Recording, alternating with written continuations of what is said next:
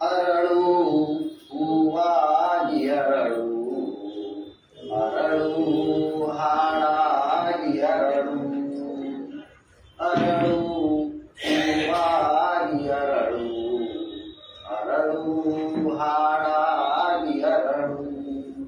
ನಿನ್ನ ನಿಜವನು ಅರಿತು, ನಿನ್ನ ನಿಜವನು ಅರಿತು, ನೀನು ನೀನಾಗಿ ಅರಳು, ನೀನು ನೀನಾಗಿ ಅರಳು.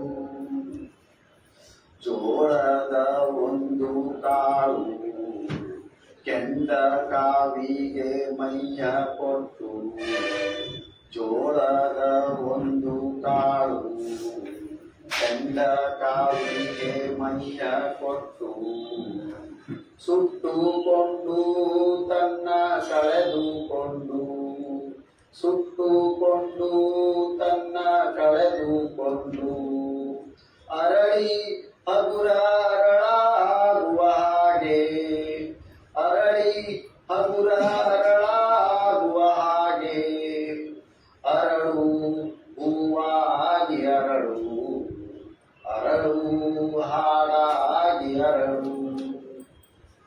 ಕಾಣದ ಒಂದು ಬೀಜ ಮಣ್ಣು ನೀರಿಗೆ ಮೈಯ ಕೊಟ್ಟು, ಕಾಣದ ಒಂದು ಬೀಜ ಮಣ್ಣು ನೀರಿಗೆ ಮೈಯ ಕೊಟ್ಟು, ಕರಗಿ ಹೋಗಿ ತನ್ನ ಕಳೆದುಕೊಂಡು, ಕರಗಿ ಹೋಗಿ ತನ್ನ ಕಳೆದುಕೊಂಡು, ಅರಳಿ ದೊಡ್ಡ ಅರಳಿಯಾಗುವ ಹಾಗೆ, ಅರಳಿ ದೊಡ್ಡ ಅರಳಿಯಾಗುವ ಹಾಗೆ, ಅರಳು ಹೂವಾಗಿ ಅರಳು, ಅರಳು ಹಾಡಾಗಿ ಅರಳು. ನಿನ್ನ ನಿಜವನು ಅರಿತು, ನಿನ್ನ ನಿಜವನು ಅರಿತು, ನೀನು ನೀನಾಗಿ ಅರಳು, ನೀನು ನೀನಾಗಿ ಅರಳು. ಎಲ್ಲಿಗೂ ನಮಸ್ಕಾರ. ಸಂತಾನೋತ್ಪತ್ತಿಯ ವಿಸ್ಮಯ ಅನ್ನುವ ಈ ಸರಣಿ ಉಪನ್ಯಾಸ ಮಾಲಿಕೆಯ 3ನೇ ದಿವಸ. ಇವತ್ತಿನ ಈ ಉಪನ್ಯಾಸವೂ ಕೂಡ ಮೊದಲಿನ 2 ಉಪನ್ಯಾಸಗಳ ಹಾಗೆ ನಿರ್ವಿಘ್ನವಾಗಿ ಮತ್ತು ಯಶಸ್ವಿಯಾಗಿ ನಾವೆಲ್ಲರೂ ಸೇರಿಯೇ ಮಾಡಿಕೊಳ್ಳೋಣ ಅಂತ ಮನಸ್ಸಿನೊಳಗೆ ಸಂಕಲ್ಪ ಮಾಡುತ್ತಾ 1-2 ನಿಮಿಷಗಳ ಧ್ಯಾನ ಮಾಡೋಣ. ನಮ್ಮ ನಿತ್ಯದ ಬದುಕಿನ ಜಂಜಾಟ, ಒತ್ತಡ, ಜಗಳ ಅವೆಲ್ಲವನ್ನು ಆಚೆ ಇಟ್ಬಿಟ್ಟು ಇನ್ನು 2 ತಾಸುಗಳ ಕಾಲ ನಾವು ಸಂಪೂರ್ಣವಾಗಿ ಇಲ್ಲಿಯೇ ಇರ್ತೀವಿ ಅಂತ ನಮಗೆ ನಾವೇ ಹೇಳ್ತಾ 1-2 ನಿಮಿಷಗಳ ಧ್ಯಾನ ಮಾಡೋಣ. ಧ್ಯಾನ ಪ್ರಾರಂಭ.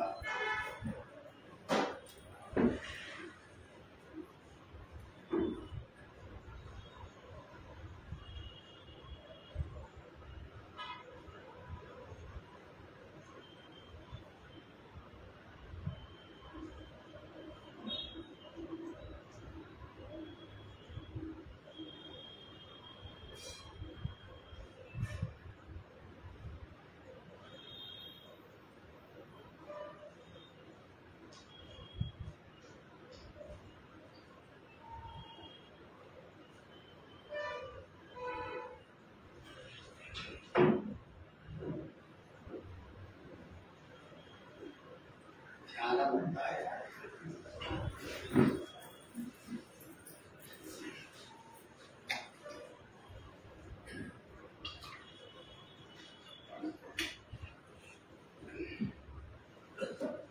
ಎಲ್ರಿಗೂ ನಮಸ್ಕಾರ.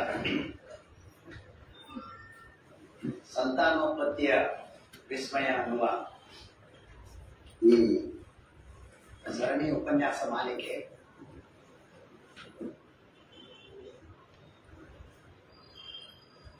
ಸಂತಾನೋತ್ಪತ್ತಿ ಅನ್ನೋದು ಜೀವಲೋಕದಲ್ಲಿ ಪ್ರತಿಯೊಂದು ಜೀವಿಯ ಹಕ್ಕು ಮತ್ತು ಕರ್ತವ್ಯ. ಎಲ್ಲ ಜೀವಿಗಳು ಎರಡು ಉದ್ದೇಶಗಳಿಗಾಗಿ ಪ್ರಕೃತಿ ಅವುಗಳಿಗೆ ಕೊಟ್ಟಿರುವಂತಹ ಜವಾಬ್ದಾರಿ ಏನು ಅಂತಂದ್ರೆ, ಜನಿಸಿದ ಬಳಿಕ ಉಳಿದು ಬೆಳೆಯುವುದು, ಬಾಳುವುದು, ಅದು ಒಂದು ಮಹತ್ವದ ಜವಾಬ್ದಾರಿ. ಆದರೆ ಎರಡನೆಯ ಜವಾಬ್ದಾರಿ ಸಂತಾನೋತ್ಪತ್ತಿ ಮಾಡಿ ಕುಲವನ್ನು ಮುಂದುವರಿಸೋದು. ನಾವು ಮೊದಲನೇ ದಿವಸ ಒಂದು ದೊಡ್ಡ ಚೌಕಟ್ಟಿನೊಳಗೆ, ಅಂದ್ರೆ ಸಮಸ್ತ ಜೀವಲೋಕದೊಳಗೆ ಯಾವ ತರ್ಕದಿಂದ, ಯಾವ ವಿನ್ಯಾಸದಿಂದ ಈ ಸಂತಾನೋತ್ಪತ್ತಿ ಕ್ರಿಯೆ ನಡೀತದೆ ಅನ್ನೋದನ್ನ ನಾವು ನೋಡಿದ್ವಿ. ಪ್ರಕೃತಿಯೊಳಗೆ ಹೇಗೆ ನಷ್ಟವನ್ನ ಕಡಿಮೆ ಮಾಡ್ತಾ ಲಾಭವನ್ನ ಹೆಚ್ಚು ಮಾಡಿಕೊಳ್ಳುವಂತಹ ಒಂದು ವಿನ್ಯಾಸ ಅಂತರ್ಗತವಾಗಿರುತ್ತದೆ ಅನ್ನೋದನ್ನ ನಾವು ನೋಡಿದ್ವಿ. ಮೊದಲಿಗೆ ಬಾಹ್ಯ ಫಲೀಕರಣ, ಬಾಹ್ಯ ಸಬಲೀಕರಣ ಆಗುವಂತಹ ಮೀನುಗಳ, ಬಹುತೇಕ ಜಲಚರ ಜೀವಿಗಳಲ್ಲಿಯ ಸಂತಾನೋತ್ಪತ್ತಿಯ ವಿನ್ಯಾಸ ನೋಡಿದ್ವಿ. ಅಲ್ಲಿ ದೊಡ್ಡ ಪ್ರಮಾಣದ ಹಾನಿ ಆಗ್ತದೆ, ನಷ್ಟ ಆಗ್ತದೆ. ಸಾವಿರಾರು ಪದ್ಯಗಳನ್ನು ಇಡಬೇಕು, ಅವುಗಳ ಫಲೀಕರಣ ಆಗಬೇಕು. ಆದರೆ ವಾಸ್ತವದಲ್ಲಿ ಉಳಿಯುವಂತಹ ಮರಿಗಳ ಸಂಖ್ಯೆ ಬಹಳ ಕಡಿಮೆ. ಮುಂದಿನ ಹಂತದೊಳಗೆ ಆಂತರಿಕ ಫಲೀಕರಣ, ಬಾಹ್ಯ ಸಬಲೀಕರಣ ಅಂತ, ಅಂದ್ರೆ ಹೆಣ್ಣು ಜೀವಿಯ ಶರೀರದ ಒಳಗಡೆ ಫಲೀಕರಣ ಆಗ್ತದೆ. ಅಂಡಾಣು ಮತ್ತು ವೀರ್ಯಾಣು ಸೇರಿಬಿಟ್ಟು ಅದು ತತ್ತಿಯ ರೂಪದೊಳಗೆ, ಮೊಟ್ಟೆಯ ರೂಪದೊಳಗೆ ಹೊರಗಡೆ ಬರ್ತದೆ. ಹೊರಗಡೆ ಅದಕ್ಕೆ ಕಾವು ಕೊಟ್ಟು ಸಂರಕ್ಷಣೆ ಮಾಡಿ ಒಳಗಿನ ಮರಿ ಬಲಿತ ಬಳಿಕ ಆ ಕವಚ ಒಡೆದು ಬಿಟ್ಟು ಒಂದು ಹೊಸ ಮರಿ ಬರ್ತದೆ ಅಂತದ್ದು. ನಾವು ಹಕ್ಕಿಗಳು, ಹಾವುಗಳು, ಮೊಸಳೆಗಳು ಈ ರೀತಿಯಿಂದ ಸಂತಾನೋತ್ಪತ್ತಿ ಮಾಡೋದನ್ನ ನೋಡ್ತೀವಿ. ಇಲ್ಲಿ ನಷ್ಟ ಸ್ವಲ್ಪ ಮಟ್ಟಿಗೆ ಕಡಿಮೆ, ಆದ್ರೂ ಇನ್ನೂ ಹೆಚ್ಚು. ಅಂದ್ರೆ ಅದೆಷ್ಟೋ ತತ್ತಿಗಳಲ್ಲಿ ಇಷ್ಟಾಗ ಕೆಲವು ಮರಿಗಳು ಉಳಿದು ಬೆಳೀತಾವೆ ಅಂತ. ಇನ್ನೂ ಮುಂದಿನ ಹಂತದೊಳಗೆ ಪ್ರಕೃತಿ ಏನ್ ಮಾಡ್ತದಂತಂದ್ರೆ, ಇನ್ನೂ ಸರಿಯಾಗಿ ಮಾಡೋಣ ಈ ಕೆಲಸ ಅಂತ ಹೇಳ್ಬಿಟ್ಟು ಆಂತರಿಕ ಫಲೀಕರಣ ಮತ್ತು ಆಂತರಿಕ ಸಬಲೀಕರಣದ ವಿನ್ಯಾಸಕ್ಕೆ ಬರ್ತದೆ. ಎಲ್ಲಿ ಅಂಡಾಣು ಮತ್ತು ವೀರ್ಯಾಣು ಹೆಣ್ಣು ಜೀವಿಯ ಶರೀರದ ಒಳಗಡೆಯೇ ಸಮ್ಮಿಲನ ಆಗ್ತದೋ ಅಲ್ಲಿ ಫಲೀಕರಣ ಆಗ್ತದೆ. ಮತ್ತು ಮುಂದಿನ ಹಲವಾರು ತಿಂಗಳ ಅವಧಿಯೊಳಗೆ ಹೆಣ್ಣು ಜೀವಿಯ ಶರೀರದ ಒಳಗಡೆನೆ ಮರಿ ಬೆಳೀತದೆ. ಒಂದು ಎಲ್ಲ ಅಂಗಾಂಗಗಳನ್ನು ಒಳಗೊಂಡಂತಹ ಸ್ವತಂತ್ರವಾಗಿ ಉಸಿರಾಟ ಮಾಡಿ ಬೆಳೆಯುವಂತಹ ಮರಿಯಾಗಿ ಹುಟ್ಟುತ್ತದೆ. ನಾವು ಯಾವ ಪ್ರಾಣಿಗಳಿಗೆ ಸಸ್ತನಿಗಳು ಅಂತ ಹೇಳ್ತೀವೋ, ಆಡು, ನಾಯಿ, ಬೆಕ್ಕು, ಹುಲಿ, ಸಿಂಹ, ಮನುಷ್ಯರನ್ನೂ ಒಳಗೊಂಡು ಇಲ್ಲಿ ಇರುವಂತಹ ವಿನ್ಯಾಸ ಇದು. ಇಲ್ಲಿ ನಾವು ನೋಡಿದ ಹಾಗೆ ಬೆಕ್ಕು, ನಾಯಿ, ಹಂದಿ ಇವು 6-8 ಮರಿಗಳನ್ನ ಹಾಕ್ತವೆ. ಅದರೊಳಗೆ ಮತ್ತೆ ಉಳಿದು ಬೆಳೆಯುವಂತಹದ್ದು 1, 2, 3 ಅಷ್ಟೇ. ಮನುಷ್ಯರಿಗೆ ಬಂದಾಗ, ವಾನರರಿಗೆ ಬಂದಾಗ, ಚಿಂಪಾಂಜಿ, ಒರಾಂಗುಟಾನ್ ಮುಂತಾದ ವಾನರರಿಗೆ ಬಂದಾಗ ಮತ್ತು ಅದರೊಳಗೇನೆ ಕೊನೆಯ ಕೊಂಡಿಯಾಗಿ ಬರುವಂತಹ ಮನುಷ್ಯ ಪ್ರಾಣಿ, ಇಲ್ಲಿ ಒಂದು ಗರ್ಭಾವಸ್ಥೆಯೊಳಗೆ ಸಾಮಾನ್ಯವಾಗಿ ಒಂದು ಮರಿ ಹುಟ್ಟುತ್ತದೆ. ಅದರ ಲಾಲನೆ, ಪಾಲನೆ, ಪೋಷಣೆ ಎಲ್ಲವೂ ಸಮರ್ಥವಾಗಿ ನಡೀತದೆ. ಹಾಗೂ ಆ ಮಗು ಒಂದು ಸ್ವತಂತ್ರ ವ್ಯಕ್ತಿಯಾಗಿ ಬೆಳೆದು ಜೀವನ ಮಾಡುವಂತಹ ಸಾಮರ್ಥ್ಯವನ್ನು ಹೊಂದಿರ್ತದೆ ಅಂತ ಆ ವಿನ್ಯಾಸವನ್ನ ನಾವು ನೋಡಿದ್ವಿ. ನಿನ್ನೆಯ ದಿವಸ ಗಂಡು ಮತ್ತು ಹೆಣ್ಣು, ಪುರುಷ ಮತ್ತು ಸ್ತ್ರೀಯರಲ್ಲಿ ಈ ಸಂತಾನೋತ್ಪತ್ತಿಗೆ ಅವಶ್ಯವಾಗಿ, ಅಂದ್ರೆ ಆಂತರಿಕ ಫಲೀಕರಣ ಆಗಬೇಕು, ಆಂತರಿಕ ಸಬಲೀಕರಣ ಆಗಬೇಕು ಅನ್ನೋ ಸಲುವಾಗಿ ವಿಶಿಷ್ಟವಾಗಿ ಯಾವ ಅಂಗಗಳು ರಚನೆಗೊಂಡಿದ್ದಾವೆ ಮತ್ತು ಅವುಗಳ ಕಾರ್ಯ ಹೇಗೆ ನಡೀತದೆ ಅನ್ನೋದನ್ನು ನಾವು ನೋಡಿದ್ವಿ. ಅಂದ್ರೆ ಮಹಿಳೆಯರೊಳಗೆ ಗರ್ಭಾಶಯ ಇರ್ತದೆ, ಅಂಡನಾಳ ಇರ್ತದೆ, 2 ಕಡೆ ಅಂಡಾಶಯಗಳಿರ್ತವೆ, ಯೋನಿ ಇರ್ತದೆ. ಇದು ಮಹಿಳೆಯರಿಗಿರುವಂತಹ ಸಂತಾನೋತ್ಪತ್ತಿಯ ಅಂಗಗಳಾದ್ರೆ, ಪುರುಷರಲ್ಲಿ ಶಿಶ್ನ ಇರ್ತದೆ, ವೃಷಣಗಳಿರ್ತವೆ. ವೃಷಣಗಳಿಂದ ವೀರ್ಯವನ್ನ ಹೊರಗೆ ತರೋ ಸಲುವಾಗಿ ವೀರ್ಯ ನಾಳಗಳಿರ್ತವೆ. ಪ್ರಾಸ್ಟೇಟ್ ಗ್ರಂಥಿ ಇರ್ತದೆ. ಈ ಒಂದು ರಚನೆ ಪುರುಷವಾಗಿರ್ತದೆ ಅನ್ನೋದನ್ನ ನೋಡಿದ್ವಿ. ಅದೇ ರೀತಿ ಮಹಿಳೆ ಹೆಣ್ಣು ಕೂಸು ಹುಟ್ಟುವಾಗಲೇ 2 ಅಂಡಾಶಯಗಳಲ್ಲಿ ಒಟ್ಟು ಸೇರಿ 3 ಲಕ್ಷ ಅಂಡಾಣುಗಳನ್ನ ಹೊತ್ತುಕೊಂಡು ಬಂದಿರ್ತದೆ. 12-13 ವರ್ಷಕ್ಕೆ ಆ ಹುಡುಗಿ ದೊಡ್ಡವಳಾದ ಬಳಿಕ ಪ್ರತಿ ತಿಂಗಳು 8-10 ಸಾವಿರ ಅಂಡಾಣುಗಳು ಮಕ್ಕಳುವಾಗ್ತಾ ಕೊನೆಗೆ ತಿಂಗಳ ಮಧ್ಯಭಾಗದೊಳಗೆ ಒಂದೇ ಒಂದು ಅಂಡಾಣು ಬಿಡುಗಡೆ ಆಗ್ತದೆ. ಅದು ಅಂಡನಾಳದ ಮೂಲಕ, ನಾನು ಆಮೇಲೆ ಚಿತ್ರ ತೆಗೆದು ತೋರಿಸ್ತೀನಿ, ಗರ್ಭಾಶಯದ ಕಡೆ ಚಲಿಸ್ಲಿಕ್ಕೆ ಶುರು ಮಾಡುತ್ತದೆ. ಇದಕ್ಕೆ ಪ್ರತಿಯಾಗಿ ಪುರುಷರಲ್ಲಿ 2 ವೃಷಣಗಳು ಒಂದು ಮುಖ್ಯ ಕಾರಣಕ್ಕಾಗಿಯೇ, ಅಂದ್ರೆ ಶರೀರದ ತಾಪಮಾನ 37 ಡಿಗ್ರಿ ಸೆಲ್ಸಿಯಸ್ ಏನಿರ್ತದೋ ಆ ತಾಪಮಾನದಲ್ಲಿ ವೃಷಣಗಳಲ್ಲಿ ವೀರ್ಯಾಣುಗಳ ಉತ್ಪಾದನೆ ಮತ್ತು ಪಕ್ವತೆ ಸರಿಯಾಗಿ ಆಗೋದಿಲ್ಲ ಅನ್ನೋ ಕಾರಣಕ್ಕಾಗಿ ಪ್ರಕೃತಿ ಪುರುಷರಲ್ಲಿ ಅವರು ಒಂದು ವಿಶೇಷ ಚರ್ಮದ ಚೀಲವನ್ನಾಗಿ ಮಾಡಿ 2 ವೃಷಣಗಳನ್ನು ಹೊರಗಡೆ ಇಟ್ಟಿದ್ದಾರೆ. ಎಲ್ಲಿ ತಾಪಮಾನ 34-35 ಡಿಗ್ರಿ ಸೆಲ್ಸಿಯಸ್ ಅಷ್ಟು ಕಡಿಮೆ ಇರ್ತದೆ, 2-3 ಡಿಗ್ರಿ ಸೆಲ್ಸಿಯಸ್ ಕಡಿಮೆ ಇರ್ತದೆ.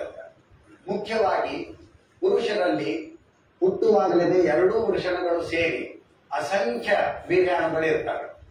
13, 14, 15 ವರ್ಷ ವಯಸ್ಸಿಗೆ ಯಾವಾಗ ಲೈಂಗಿಕ ಸಾಮರ್ಥ್ಯ ಬರ್ಲಿಕ್ಕೆ ಶುರುವಾಗ್ತದೋ ಗಂಡು ಹುಡುಗರಲ್ಲಿ, ಪ್ರತಿ ವೀರ್ಯ ಸ್ಖಲನದೊಳಗೆ ಸಾಮಾನ್ಯವಾಗಿ 2-4-5 ಮಿಲಿಲೀಟರ್ ವೀರ್ಯ ಹೊರಗಡೆ ಬರ್ತದೆ.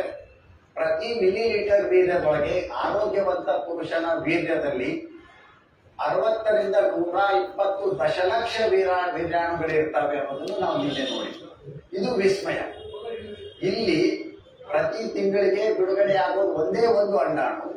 ಅಲ್ಲಿ ಪ್ರತಿ ಸಲ ವೀರ್ಯಸ್ಖಲನ ಆದಾದ್ರೂ 60-120 ಪ್ರತಿ ಮಿಲಿಲೀಟರ್ಗೆ, ಅಂದ್ರೆ ಒಟ್ಟಾಗಿ 200-300 ಕೋಟಿ ಅಷ್ಟು ದೊಡ್ಡ ಪ್ರಮಾಣಗಳು ವೀರ್ಯಾಣುಗಳು ಬಿಡುಗಡೆ ಆಗ್ತಾ ಇರ್ತವೆ.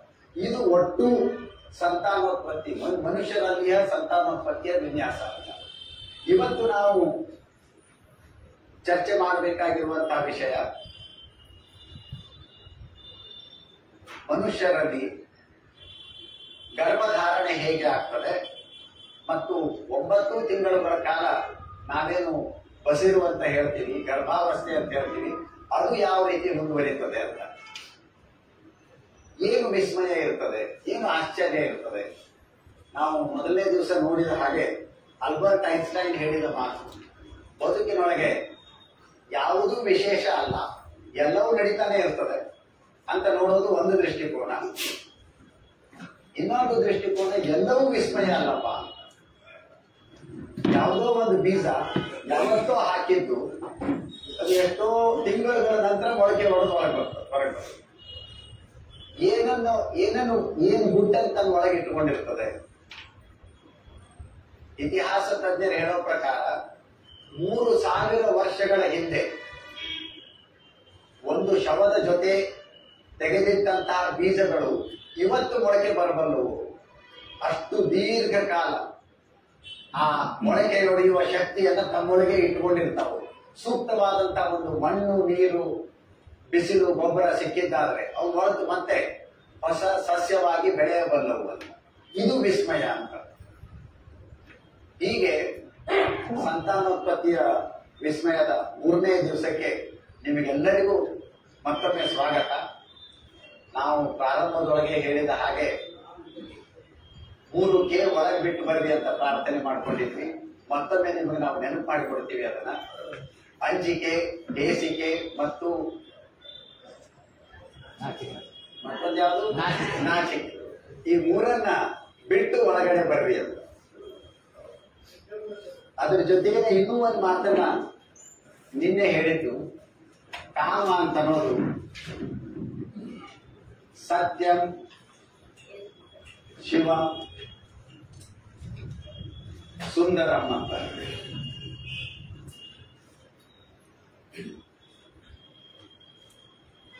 ಕಾಮ, ಲೈಂಗಿಕತೆ ಮತ್ತು ಸಂಭೋಗ, ಅಂದರೆ ಈ ಈ ಚಟುವಟಿಕೆಗಳ ಮೂಲಕ ಏನು ಸಂತಾನೋತ್ಪತ್ತಿ ಸಾಧ್ಯ ಆಗ್ತದೋ ಇದು ನಮ್ಮ ಪ್ರತಿಯೊಬ್ಬರ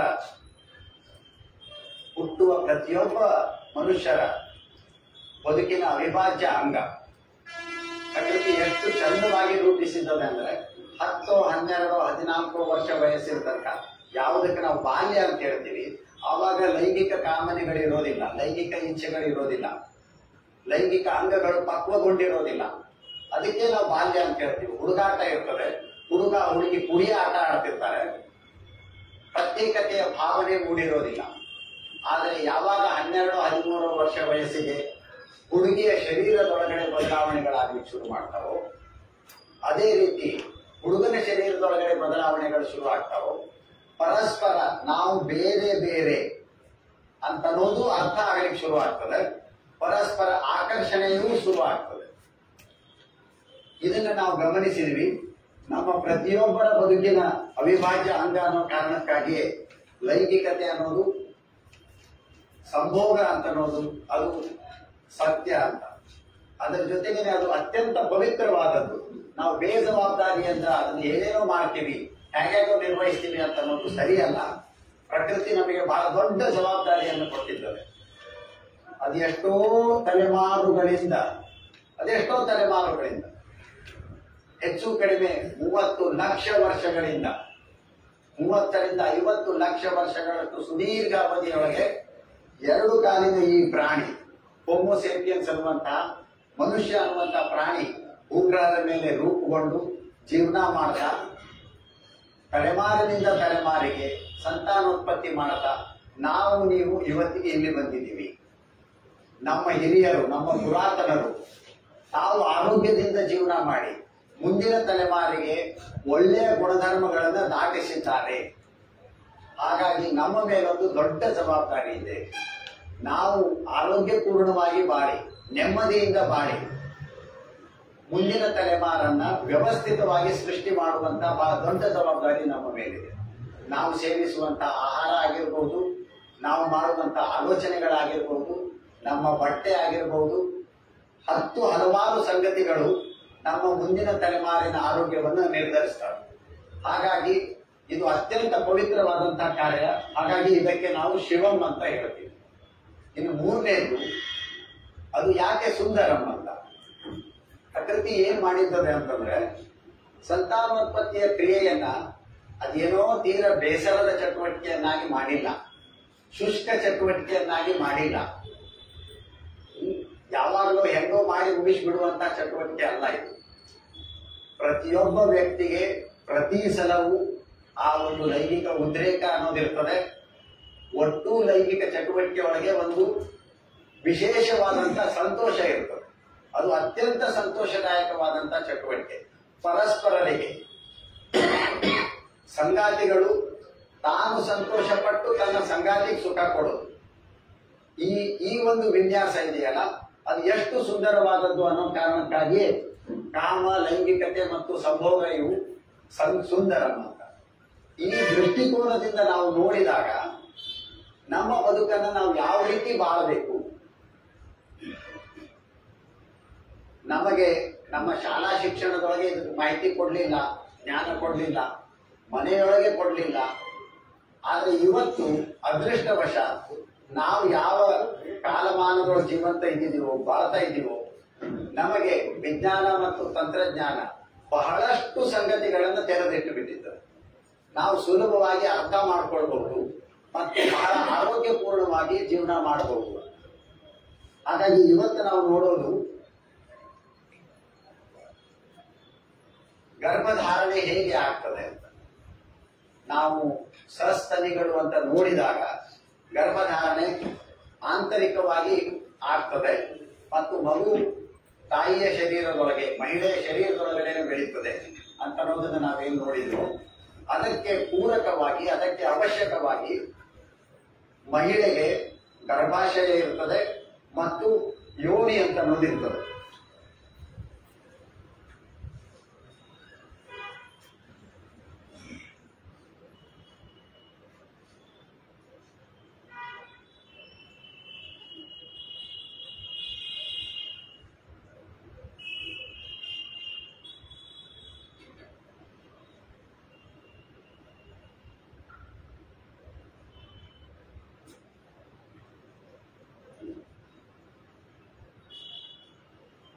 ಅದೇ ರೀತಿ ಪುರುಷರೊಳಗೆ ಶಿಶ್ನ ಇರ್ತದೆ. ಪುರುಷ ಮತ್ತು ಮಹಿಳೆ ಮಿಲನವಾದಾಗ, ಸಂಭೋಗ ನಡೆಸಿದಾಗ ವೀರ್ಯಸ್ಖಲನವಾಗಿ ಯೋನಿ ಮಾರ್ಗದ ಮೇಲ್ಭಾಗದಲ್ಲಿ ಗರ್ಭಾಶಯದ ದ್ವಾರದ ಬಳಿ ವೀರ್ಯ ಸಂಗ್ರಹ ಆಗ್ತದೆ. ವೀರ್ಯದೊಳಗೆ ಕೋಟಿ ಕೋಟಿಗಟ್ಟಲೆ ವೀರ್ಯಾಣುಗಳಿರ್ತವೆ. ವೀರ್ಯಾಣುಗಳು ಅವುಗಳ ರಚನೆಯನ್ನು ನಾವು ನಿನ್ನೆ ನೋಡಿದ್ವಿ.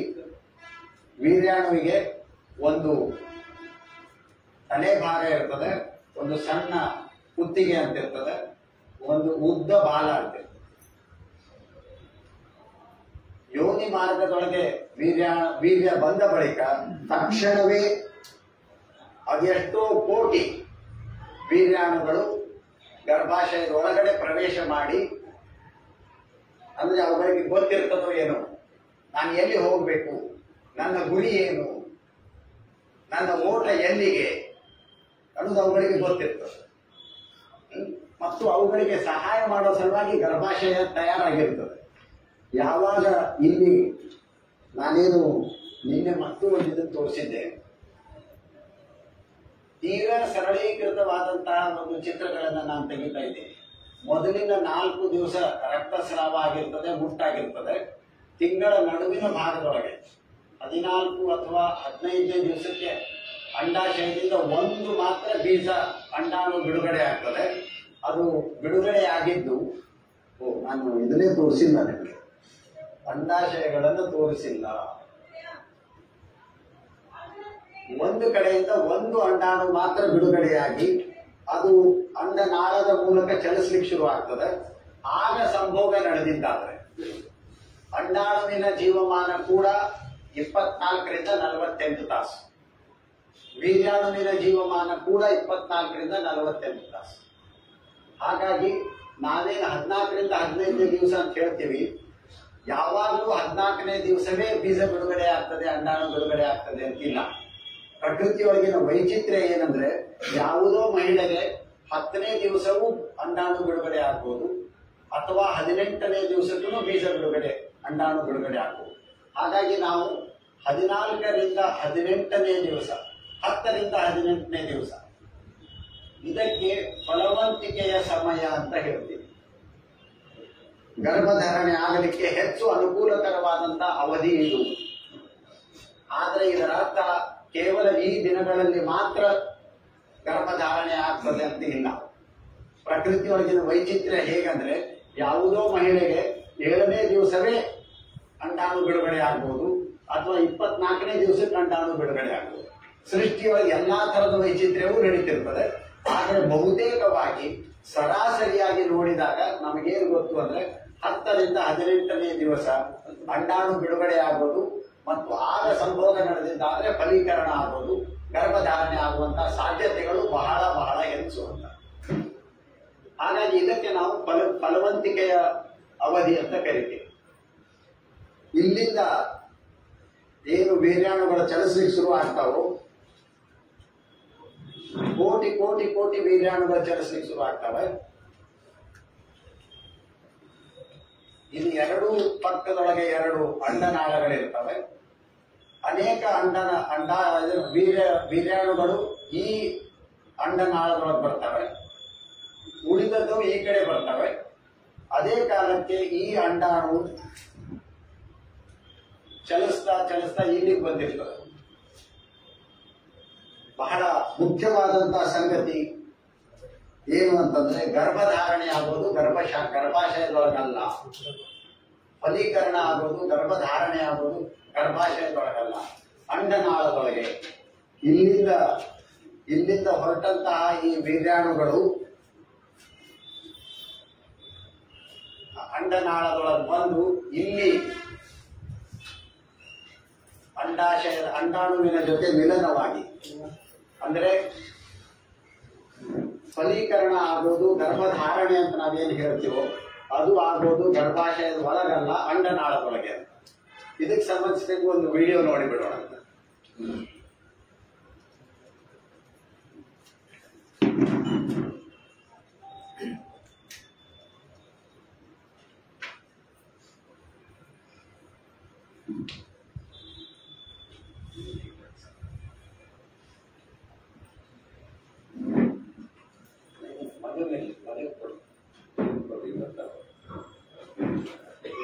ಮುಂದೆ ಇಲ್ಲಿ ಮುಂದೆ ಬನ್ನಿ.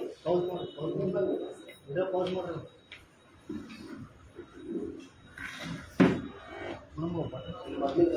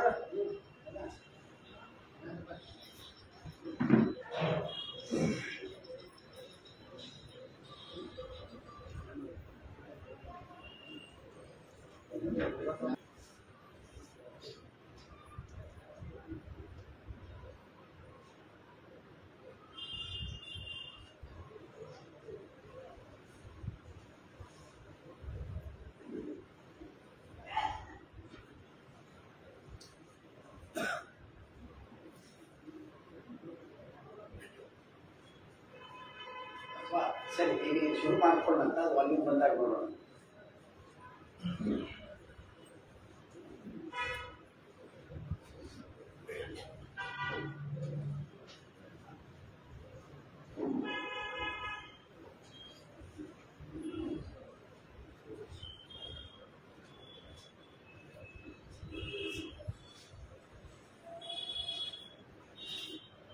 ಅಸಂಖ್ಯ ವೀರ್ಯಾಣುಗಳು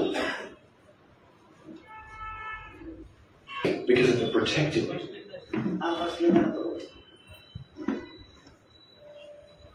Fertilization is the epic story of a single sperm facing incredible odds to unite with it. Usually, it remains tightly closed, but here the cervix is open for a few days while the womb prepares. ಬಾಕಿ ಎಲ್ಲಾ ಸಮಯದೊಳಗೆ ಅದು ಬಹಳ ಗಟ್ಟಿಯಾಗಿ ಮುಚ್ಚಿಕೊಂಡಿರ್ತದೆ. ಸೋಂಕು ರೋಗ ಒಳಗಡೆ ಹೋಗಬಾರದು ಅಂತ ಹೇಳ್ತಾರೆ. ಆದ್ರೆ ಯಾವಾಗ ಅಂಡಾಶಯದಿಂದ ಅಂಡಾಣು ಬಿಡುಗಡೆ ಆಗಿರ್ತದೋ ಆ ಸಮಯದಲ್ಲಿ ಮಾತ್ರ 24ರಿಂದ 48 ತಾಸು ಅದು ಸ್ವಲ್ಪ ತೆರೆಕೊಂಡಿರ್ತದೆ ಮತ್ತು ಅದರೊಳಗೆ ದ್ರವ ಉತ್ಪತ್ತಿ ಆಗಿರ್ತದೆ. ಅಂದ್ರೆ ವೀರ್ಯಾಣುಗಳು ಪ್ರವೇಶ ಪಡೀಲಿಕ್ಕೆ ಅನುಕೂಲ ಆಗುವ ಹಾಗೆ ಅಲ್ಲಿಂದ ಸ್ವಲ್ಪ ರಸ ಉತ್ಪತ್ತಿ ಆಗ್ತಿರ್ತದೆ. Sperm swim through the cervical mucus, which is thinned to avoid thousands more.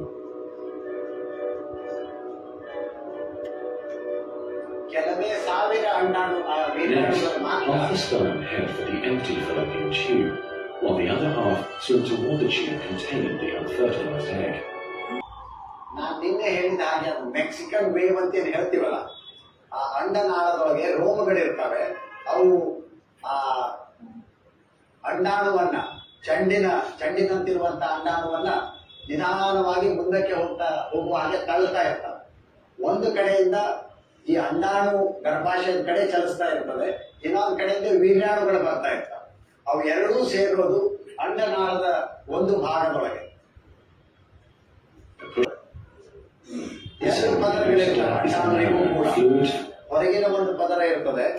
ಒಂದು ವೀರ್ಯಾಣು ಸಶಕ್ತವಾದಂತಹ, ಸಬಲವಾದಂತಹ, ಸಮರ್ಥವಾದಂತಹ ಒಂದು ವೀರ್ಯಾಣು ಮಾತ್ರ ಆ ಅಂಡಾಣುವಿನ ಹೊರಕವಚವನ್ನ ಭೇದಿಸಿ ಒಳಗಡೆ ಬರ್ತದೆ. ಅದು ಒಂದ್ಸಲ ಒಂದು ವೀರ್ಯಾಣು ಒಳಗಡೆ ಬಂದ ತಕ್ಷಣ ಅಂಡಾಣುವಿನ ಹೊರಕವಚ ಏನಿರ್ತದೋ ಅದು ಗಟ್ಟಿಯಾಗಿ ಮುಚ್ಕೊಂಡು ಬಿಡ್ತದೆ. ಬೇರೆ ಯಾವ ವೀರ್ಯಾಣುವಿಗೂ ಒಳಗಡೆ ಬರ್ಲಿಕ್ಕೆ ಅವಕಾಶ ಕೊಡೋದಿಲ್ಲ. ಒಂದೇ ಒಂದು ವೀರ್ಯಾಣುವಿಗೆ ಮಾತ್ರ ಪ್ರವೇಶ. ಅದು ಮೊದಲನೇ ಕವಚವನ್ನು ದಾಟಿ ಒಳಗಡೆ ಬರ್ತದೆ, ಆಮೇಲೆ ಎರಡನೇ ಕವಚವನ್ನು ದಾಟಿ ಇನ್ನೂ ಒಳಗಡೆ ಬರ್ತದೆ. ಇದು ಎರಡು ವೀರ್ಯಾಣು ಮತ್ತು ಅಂಡಾಣುವಿನೊಳಗಿರುವಂತಹ ವರ್ಣತಂತುಗಳು ಅಂತ ನಾವೇನ್ ಹೇಳ್ತೀವಿ, ಕ್ರೋಮೋಸೋಮ್ಸ್ ಅಂತ ನಾವೇನ್ ಹೇಳ್ತೀವಿ. ಅದು ಪುರುಷನಿಂದ ಬರುವಂತಹ ಗುಣಧರ್ಮಗಳು, ಮಹಿಳೆಯಿಂದ ಬರುವಂತಹ ಗುಣಧರ್ಮಗಳು. ಈ ವರ್ಣತಂತುಗಳು ಎರಡೂ ಸೇರೋದರ ಮೂಲಕ ಹೊಸದಾದಂತಹ ಒಂದು ಭ್ರೂಣ ಸೃಷ್ಟಿ ಆಗ್ತದೆ. Creating the male pronucleus. Inside, The genetic material reforms into ಇಲ್ಲಿ ಇನ್ನೂ ಒಂದು ವಿಶೇಷವನ್ನ ಅಥವಾ ವಿಸ್ಮಯವನ್ನ ನಾವು ಅರ್ಥ ಮಾಡ್ಕೋಬೇಕು. ಪ್ರಕೃತಿ ಏನ್ ಮಾಡ್ತದೆ ಅಂತ. ಈ ವರ್ಣತಂತುಗಳು ಅಂತ ನಾವೇನು ಹೇಳ್ತೀವಿ, ಗುಣಧರ್ಮಗಳನ್ನ ಒಂದು ತಲೆಮಾರಿನಿಂದ ಇನ್ನೊಂದು ತಲೆಮಾರಿಗೆ ದಾಟಿಸುವಂತದ್ದು. ಮನುಷ್ಯರಲ್ಲಿ 46 ವರ್ಣತಂತುಗಳಿವೆ. 46 ಕ್ರೋಮೋಸೋಮ್ಸ್ ಅಂತ ಹೇಳ್ತೀವಿ. 46 ಪುರುಷ ಮತ್ತು ಮಹಿಳೆ ಇಬ್ಬರಲ್ಲೂ 46 ವರ್ಣತಂತುಗಳಿರ್ತವೆ. ತಂದೆಯಿಂದ ಒಂದು ಜೀವಕೋಶ, ತಾಯಿಯಿಂದ ಒಂದು ಜೀವಕೋಶ, ಎರಡು 46 ತಗೊಂಡು ಬಂದ್ರೆ ಹುಟ್ಟುವಂತಹ ಮಗುವಿನೊಳಗೆ 92 ಆಗ್ತದೆ. ಇದು ಅಸಾಧ್ಯ.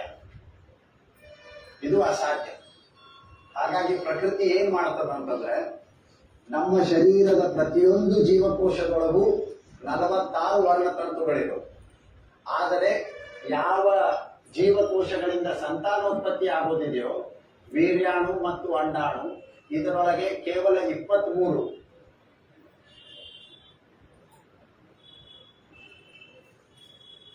ವರ್ಣತಂತುಗಳು ಮಾತ್ರ ಇರ್ತವೆ. ತಂದೆಯಿಂದ ಬರೋದು 23, ತಾಯಿಯಿಂದ ಬರೋದು 23, ಅವೆರಡೂ ಸೇರಿದಾಗ ಮತ್ತೆ 46. ಇದು ವೈಶಿಷ್ಟ್ಯ ಪ್ರಕೃತಿ ಮಾಡುವಂತಹ. ತಂದೆಯಿಂದ ಕೆಲವು ಗುಣಧರ್ಮಗಳು ಬರ್ತಾವೆ, ತಾಯಿಯಿಂದ ಕೆಲವು ಗುಣಧರ್ಮಗಳು ಬರ್ತಾವೆ. ಒಟ್ಟಾರೆಯಾಗಿ 46 ವರ್ಣತಂತುಗಳು ಮತ್ತೆ ಹೊಸ ಮರಿಯೊಳಗೆ ಇರ್ತವೆ. ಅದು ಕೂದಲ ಬಣ್ಣ ಆಗಿರ್ಬೋದು, ಕಣ್ಣಿನ ಆಕಾರ ಇರಬಹುದು, ಚರ್ಮದ ಬಣ್ಣ ಆಗಿರಬಹುದು, 10,000 ಗುಣಧರ್ಮಗಳನ್ನು ತಗೊಂಡು ಬರ್ತಾವೆ. ಆದರೆ ಹುಟ್ಟುವ ಹೊಸ ಭ್ರೂಣ ಏನಿರ್ತದೋ, ಹೊಸ ಜೀವಿ, ಹೊಸ ಮರಿ ಏನಿರ್ತದೋ, ಅದು ಒಂದಿಷ್ಟು ರೀತಿಯೊಳಗೆ ತಂದೆ ಹಾಗೆ ಇರ್ತದೆ, ಒಂದಿಷ್ಟು ರೀತಿ ತಾಯಿಯ ಹಾಗೆ ಇರ್ತದೆ. ಆದರೆ ಸಂಪೂರ್ಣವಾಗಿ ತಂದೆಯ ಫೋಟೋಕಾಪಿನೂ ಇರೋದಿಲ್ಲ, ತಾಯಿಯ ಫೋಟೋಕಾಪಿನೂ ಇರೋದಿಲ್ಲ. ಅದು ಹೊಸದೇ ಆದಂತಹ ಮಾದರಿ. ಜಗತ್ತಿನೊಳಗೆ ಇವತ್ತು ನಾವೇನು 800 ಕೋಟಿ ಜನ ಇದ್ದೀವೋ, 800 ಕೋಟಿ ಜನರೊಳಗೆ ಯಾರೂ ಒಬ್ಬರು ಇನ್ನೊಬ್ಬರ ಹಾಗೆ ಇಲ್ಲ. ಹಾಗಾಗಿಯೇ ನಮ್ಮ ಹೆಬ್ಬಟ್ಟಿನ ಗುರುತು ತಗೊಳ್ಳೋದು ಎಲ್ಲ ಕಡೆ. ಒಬ್ಬರು ಇನ್ನೊಬ್ಬರ ಹಾಗೆ ಇಲ್ಲ. 800 ಕೋಟಿ ಜನರಲ್ಲಿ ಪ್ರತಿಯೊಂದು ತಲೆಮಾರಿಗೂ ಹೊಸದೇ ಆದಂತಹ ಒಂದು ಮರಿ ಹುಟ್ಟುತ್ತದೆ. ಯಾಕೆ ಅಂದ್ರೆ ಹೊರಗಿನ ಪರಿಸರ ಬದಲಾಗ್ತಾ ಇರ್ತದೆ, ಅದಕ್ಕೆ ಹೊಂದಿಕೊಳ್ಳುವಂತ ಶಕ್ತಿ ಹೊಸ ಮರಿಗಿರಬೇಕು ಅಂತ. ನಾವು ಅಲೈಂಗಿಕ ಸಂತಾನೋತ್ಪತ್ತಿಯೊಳಗೆ ಏನ್ ನೋಡಿದ್ವಿ ಅಂತಂದ್ರೆ, ಅದು ದಾಸವಾಳದ ಒಂದು ತುಂಡು ತಗೊಂಡು ಹಚ್ಚಿದ್ರೆ ಹೊಸ ಸಸ್ಯವಾಗಿ ಬೆಳೀತದದು. ಆದರೆ ತಾಯಿ ಸಸ್ಯದ ಗುಣಧರ್ಮಗಳನ್ನು ಮಾತ್ರ ತಗೊಂಡು ಬಂದಿರ್ತದೆ. ಹಾಗಾಗಿ ಹೊರಗಿನ ಪರಿಸರಕ್ಕೆ, ಬದಲಾದ ಪರಿಸರಕ್ಕೆ ಅಲ್ಲಿ ಹೊಂದ್ಕೊಳ್ಳಿಕ್ಕೆ ಆಗಬಹುದು, ಆಗ್ಲಿಕ್ಕಿಲ್ಲ. ಆದ್ರೆ ಇಲ್ಲಿ ಪ್ರಕೃತಿ ಏನ್ ಮಾಡ್ತದಂದ್ರೆ, ಪುರುಷನಿಂದ 23 ವರ್ಣತಂತುಗಳು, ಮಹಿಳೆಯಿಂದ 23 ವರ್ಣತಂತುಗಳು ಎರಡೂ ಸೇರಿ ಹೊಸ ಭ್ರೂಣದೊಳಗೆ ಮತ್ತೆ 46 ವರ್ಣತಂತುಗಳಿರುವಂತಹ ಒಂದು ವಿಶೇಷ ವಿನ್ಯಾಸವನ್ನು ರೂಪಿಸ್ತದೆ. ಇನ್ನೂ ಒಂದು ಗಮನಿಸಬೇಕಾದದ್ದು ಏನಂತಂದ್ರೆ, ಪುರುಷರ ವೀರ್ಯಾಣುಗಳಲ್ಲಿ X ಮತ್ತು Y ಕ್ರೋಮೋಸೋಮ್ಸ್ ಇರ್ತದೆ. ತಾಯಿಯ ವೀರ್ಯಾಣುದೊಳಗೆ, ಅಂಡಾಣುವಿನೊಳಗೆ XX ವರ್ಣತಂತು ಇರ್ತದೆ. ಹುಟ್ಟುವಂತಹ ಮಗು ನಾನೇನು 23 ಆಗಿ 46 ಆಗ್ಬೇಕಂತ ಹೇಳ್ತೀವಿ. ಅದು XX ಆಗ್ಬಹುದು ಅಥವಾ XY ಆಗ್ಬಹುದು. XX ಆಯ್ತು ಅಂದ್ರೆ ಅದು ಹೆಣ್ಣಾಗ್ತದೆ, XY ಆಯ್ತು ಅಂದ್ರೆ ಅದು ಗಂಡ ಆಗ್ತದೆ. ಹುಟ್ಟುವ ಮಗುವಿನ ಲಿಂಗವನ್ನು ನಿರ್ಧಾರ ಮಾಡೋದು ತಂದೆಯಿಂದ ಬರುವಂತಹ ವರ್ಣತಂತುಗಳು. ಸಾವಿರಾರು ವರ್ಷಗಳಿಂದ ಯಾವ ಮಹಿಳೆ ಕೇವಲ ಹೆಣ್ಣು ಮಕ್ಕಳಿಗೆ ಜನ್ಮ ಕೊಡ್ತಾ ಬಂದಾಳೆ, ಅದು ಅವಳ ತಪ್ಪು, ಅದು ಅವಳ ದೋಷ. ಆ ಕಾರಣಕ್ಕಾಗಿ ನಾನು ಇನ್ನೊಂದು ಮದುವೆ ಆಗ್ತೀನಿ ಅನ್ನೋದನ್ನೇನು ನಾವು ನಮ್ಮ ಸಮಾಜದೊಳಗೆ ನೋಡ್ತಾ ಬಂದಿದ್ದೀವಿ. ಆ ಸಂಗತಿ ನಡೆಯೋದು ಮಹಿಳೆಯಿಂದಾಗಿ ಅಲ್ಲ, ಅದು ಆಗೋದು ಪುರುಷನಿಂದಾಗಿ. ಪುರುಷನ ಕ್ರೋಮೋಸೋಮ್ಸ್ ಒಳಗೆ X ಮತ್ತು Y ಬಂದಿರ್ತದೆ, ಎಕ್ಸ್ ಸೇರಿದ್ರೆ ಹೆಣ್ಣಾಗ್ತದೆ, XY ಸೇರಿದರೆ ಪುರುಷನಿಂದ ಬರುವಂತಹ Y ಕ್ರೋಮೋಸೋಮ್ ಸೇರಿದರೆ ಹುಟ್ಟುವ ಮಗು ಗಂಡಾಗ್ತದೆ ಅಂತ. ಇದು ನಾವೇನು ಗರ್ಭಧಾರಣೆ ಅಂತ ನೋಡ್ತಾ ಇದ್ದೀವೋ ಅದರ ಅತ್ಯಂತ ಸಂಕ್ಷಿಪ್ತವಾದಂತಹ ವಿವರಣೆ. ಬಹುಶಃ ಈ ಸಂದರ್ಭದೊಳಗೆ ಮತ್ತೇನನ್ನ ಗರ್ಭಧಾರಣೆಯ ಬಗ್ಗೆ ಏನನ್ನು ಹೇಳ್ಬಹುದು ಅಂತಂದ್ರೆ, ಇಲ್ಲಿ ಫಲೀಕರಣ ಆಗ್ತದೆ. ಫಲೀಕರಣ ಆದ್ಮೇಲೆ ಮುಂದಿನ ಒಂದು ವಾರದ ಅವಧಿಯೊಳಗೆ ಅದು ಆ ಹೊಸ ತಯಾರಾದಂತಹ ಭ್ರೂಣ ಚಲಿಸ್ತಾ ಬರ್ತದೆ. ಚಲಿಸ್ತಾ ಬಂದು ಅದರ ಸಲುವಾಗಿ ಗರ್ಭಾಶಯದ ಒಳಗಿನ ಪದರು ಮೆತ್ತಗಿನ ಹಾಸಿಗೆಯಾಗಿ, ದಪ್ಪ ಹಾಸಿಗೆಯಾಗಿ ರೂಪುಗೊಂಡಿರ್ತದೆ. ಇದು ಚಲಿಸ್ತಾ ಬಂದ್ಬಿಟ್ಟು ಇಲ್ಲಿ ನೆಲೆ ನಿಲ್ತದೆ.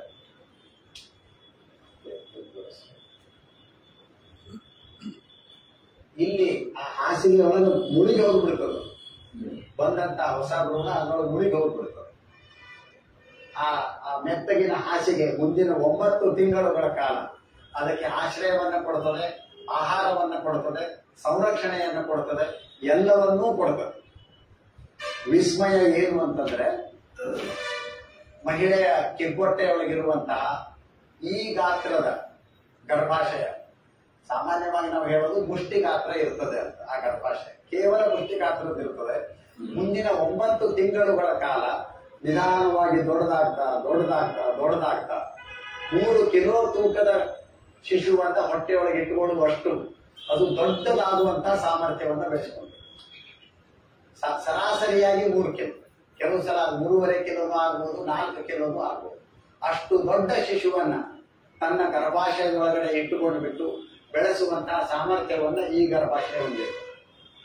ಮತ್ತೆ ಈ ಗರ್ಭಾಶಯ, ನಾನು ಏನ್ ಈ ಭಾಗ ತೋರಿಸ್ತಾ ಇದ್ದೀನೋ ಇದು ಗರ್ಭಾಶಯದ ಸ್ನಾಯು ಭಾಗ. ಇದು ಒಳಪದರು. ಗರ್ಭಧಾರಣೆ ಆಗಲಿಲ್ಲ ಅಂದ್ರೆ ಮುಟ್ಟಾಗಿ ಹೊರಗೆ ಬರುವಂತದ್ದು ಯೋನಿ ಮಾರ್ಗವಾಗಿ. ಇದೇನು ಸ್ನಾಯು ಅಂತ ಹೇಳ್ತೀವೋ ಇದು ವಿಶಿಷ್ಟವಾದಂತಹ ರೀತಿಯೊಳಗೆ ರಚನೆ ಆಗಿರುವಂತಹ ಸ್ನಾಯು. ನಮ್ಮ ಈ ಸ್ನಾಯುಗಳೇನಿರ್ತಾವೋ, ಕೈ ಸ್ನಾಯುಗಳು ಅಥವಾ ಕಾಲಿನ ಸ್ನಾಯುಗಳು, ಇವು ಉದ್ದ ಸ್ನಾಯುಗಳು. ಉದ್ದ ಸ್ನಾಯುಗಳು ಅಂದ್ರೆ ಒಂದು ಎಲುಬಿನಿಂದ ಇನ್ನೊಂದು ಎಲುಬಿಗೆ ಅಂಟ್ಕೊಂಡಿರ್ತದೆ. ಯಾವಾಗ ಸಂಕುಚನ ಆಗ್ತದೋ ಆವಾಗ ನಾವು ಕೈ ಮಡಚಲಿಕ್ಕೆ ಸಾಧ್ಯ ಆಗ್ತದೆ. ಇದು ಉದ್ದ ಸ್ನಾಯುಗಳ ರಚನೆ. ಆದ್ರೆ ಇಲ್ಲಿ ಅದು ಉದ್ದ ಇರೋದಿಲ್ಲ, ಅದು ಒಂಥರ ಚಾಪೆ ಹೆಣದಂಗೆ ಇರ್ತದೆ, ಹಿಂಗಿರ್ತದೆ. ಅದು ಯಾಕೆ ಅಂತ ಅನ್ನೋದು ಬಹಳ ಮುಖ್ಯ. ಅದರ ಮುಂದಿನ ಭಾಗವಾಗಿಯೇ ನಾವು ನೋಡೋದು. ಬಹುಶಃ ಇದನ್ನು ಸ್ವಲ್ಪ ಅಳಕಿಸ್ಬಿಟ್ಟು ಇನ್ನೂ ಹೆಚ್ಚು ಸರಿಯಾಗಿ ಚಿತ್ರ ತೋರಿಸ್ಬೇಕು ನಾನು.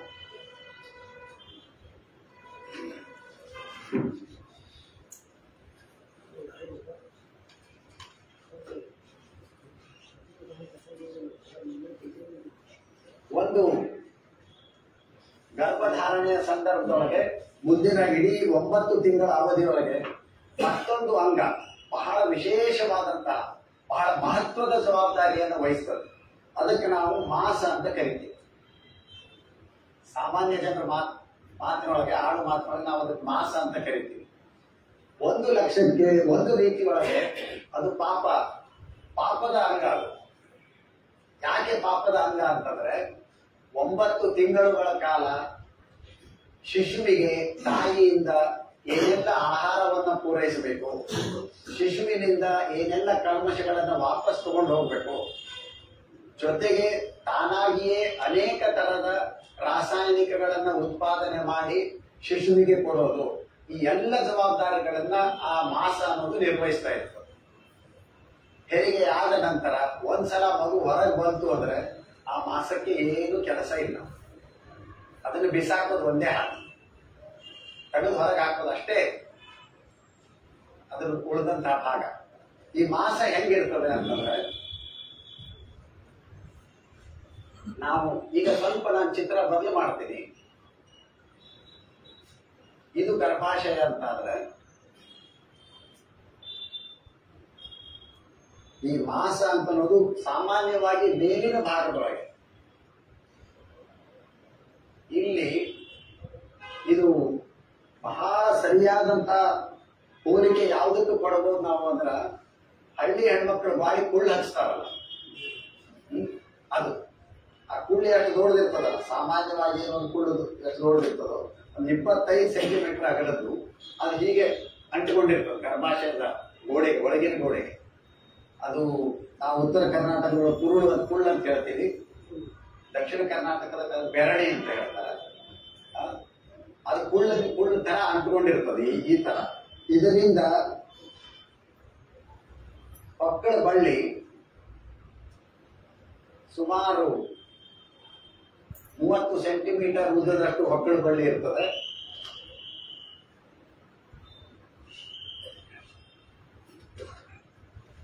ಅದು ಮಗುವಿನ ಹೊಕ್ಕಳಕ್ಕೆ ಅಂಟಿಕೊಂಡಿರ್ತದೆ.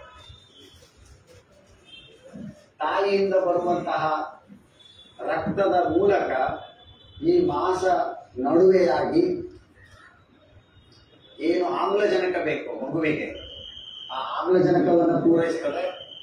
ಮಗುವಿನ ಶರೀರದೊಳಗಡೆ ಏನು ಕಾರ್ಬನ್ ಡೈಆಕ್ಸೈಡ್ ಉತ್ಪಾದನೆ ಆಗಿರ್ತದೋ ಅದನ್ನು ವಾಪಸ್ ಮತ್ತೆ ತಗೊಂಡು ಹೋಗ್ತದೆ. ಆಹಾರವನ್ನು ಪೂರೈಸ್ತದೆ. ತಾನಾಗಿಯೇ ಅನೇಕ ರಾಸಾಯನಿಕಗಳನ್ನು ಉತ್ಪಾದನೆ ಮಾಡಿ 9 ತಿಂಗಳುಗಳ ಕಾಲ ಆ ಶಿಶು ಸರಿಯಾಗಿ ಬೆಳೆಯುವ ಹಾಗೆ ನೋಡಿಕೊಳ್ತದೆ. ವಿಶೇಷ ಏನು ಅಂತಂದ್ರೆ ತಾಯಿ ಮತ್ತು ಮಗುವಿನ ರಕ್ತಗಳು ಯಾವ ಕಾಲಕ್ಕೂ ಸೇರೋದಿಲ್ಲ. ಯಾವ ಕಾಲಕ್ಕೂ ಸೇರೋದಿಲ್ಲ. ನಾವೇನ್ ತಿಳ್ಕೊತೀವಿ ಸಾಮಾನ್ಯವಾಗಿ ಅಂದ್ರೆ ಶಿಶು ತಾಯಿಯ ಹೊಟ್ಟೆ ಒಳಗಡೆ ಬೆಳೀತದೆ ಅಥವಾ ಗರ್ಭಾಶಯದೊಳಗಡೆ ಬೆಳೀತದಂದ್ರೆ ತಾಯಿಯ ರಕ್ತವೇ ಕೂಸಿಗೆ ಬಂದು ಮುಟ್ತಿರ್ತದೆ ಅಂತ. ಯಾವ ಸಂದರ್ಭದೊಳಗೂ ತಾಯಿಯ ರಕ್ತ ಶಿಶುವಿನ ರಕ್ತಗಳು ಕೂಡೋದೇ ಇಲ್ಲ.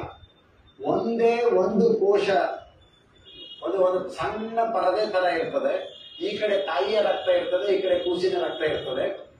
ಆ ಎರಡೂ ರಕ್ತಗಳ ನಡುವೆ ಇದೇನು ಕೊಡೋದು ತೆಗೆದುಕೊಳ್ಳೋದು ಇರ್ತದೋ ಅದು ನಡೀತದೆ. ಬಹಳ ತೆಳುವಾದಂತಹ ಪರದೆ, ಬಹಳ ತೆಳುವಾದಂತಹ ಒಂದು ಪರದೆ. ಆಮ್ಲಜನಕ ಈ ಕಡೆ ಬರ್ತದೆ, ಕಾರ್ಬನ್ ಡೈಆಕ್ಸೈಡ್ ಆ ಕಡೆ ಹೋಗ್ತದೆ. ಆಹಾರ ವಸ್ತುಗಳಾದಂತಹ ಗ್ಲೂಕೋಸ್ ಇರ್ಬೋದು, ಮತ್ತೊಂದು ಯಾವುದೋ ಪ್ರೋಟೀನ್ ಇರ್ಬೋದು, ಮತ್ತೊಂದು ಇರ್ಬೋದು, ಅದು ಈ ಕಡೆ ಬರ್ತದೆ. ಮಗುವಿನ ಶರೀರದೊಳಗಿರುವಂತಹ ಕಲ್ಮಶಗಳು ಅದು ಮತ್ತೆ ತಾಯಿಯ ರಕ್ತದೊಳಗೆ ಹೋಗ್ತವೆ. ಆದರೆ ಎಲ್ಲಿಯೂ ಕೂಡ ಯಾವುದೇ ಸಂದರ್ಭದೊಳಗೂ ಕೂಡ ತಾಯಿ ಮತ್ತು ಮಗುವಿನ ರಕ್ತಗಳು ಸೇರೋದಿಲ್ಲ. ಯಾವ ಸಂದರ್ಭದೊಳಗೆ ಅವು ಸೇರ್ತಾವೋ ಆಗ ಕೆಲವು ಸಲ ಅಪಾಯಗಳಾಗುವಂತ ಸಾಧ್ಯತೆ ಇರ್ತದೆ. ಬಹುಶಃ ನೀವೆಲ್ಲರೂ ಕೇಳಿರ್ಬೋದು, ಇದು RH ನೆಗೆಟಿವ್ ಅನ್ನೋದೊಂದೇನೋ ಇರ್ತದೆ. ಅದು ರಕ್ತದ ಗುಂಪುಗಳು ಅಂತ ನಾವೇನು ಮಾತಾಡ್ತೀವಿ. ಸಾಮಾನ್ಯವಾಗಿ ರಕ್ತದ ಗುಂಪುಗಳು ಅಂತ ಹೇಳುವಾಗ AB ಮತ್ತು O ರಕ್ತದ ಗುಂಪುಗಳಿರ್ತವೆ. ಅದರೊಳಗೆ ಮತ್ತೆ ಕೆಲವರಿಗೆ ಪಾಸಿಟಿವ್ ಇರ್ತದೆ, ಕೆಲವೊಂದು ನೆಗೆಟಿವ್ ಇರ್ತದೆ. ಸುಮಾರಾಗಿ 85ರಿಂದ 90% ಜನರ ಬ್ಲಡ್ ಗ್ರೂಪ್ ಪಾಸಿಟಿವ್ ಇರ್ತದೆ.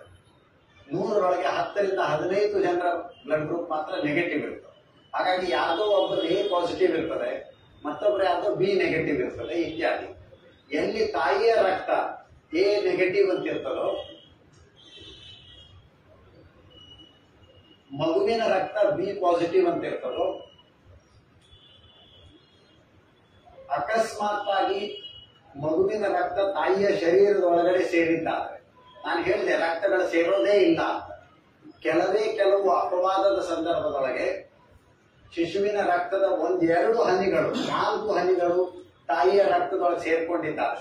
ಯಾವುದೋ ಒಂದು ಸಣ್ಣ ರಕ್ತನಾಳ ಒಡೆದು ಬಿಟ್ಟು ಅದು ತಾಯಿಯ ಶರೀರದೊಳಗಡೆ ಹೋದಾಗ ತಾಯಿಯ ಶರೀರದ ಜೀವಕೋಶಗಳು ಇದು ನನ್ನದಲ್ಲ ಅಂತ ಅನ್ನೋದನ್ನು ಗುರುತಿಸಿಬಿಟ್ಟು ಅದರ ವಿರುದ್ಧ ಬೇಕಾಗುವಂತಹ ಆಂಟಿಬಾಡೀಸ್ ಎಲ್ಲ ಸೃಷ್ಟಿ ಮಾಡ್ಕೊಂಡ್ಬಿಡ್ತಾವೆ. ಆ ಸಲದ ಈ ಮಗುವಿಗೆ ಏನು ಸಮಸ್ಯೆ ಆಗೋದಿಲ್ಲ.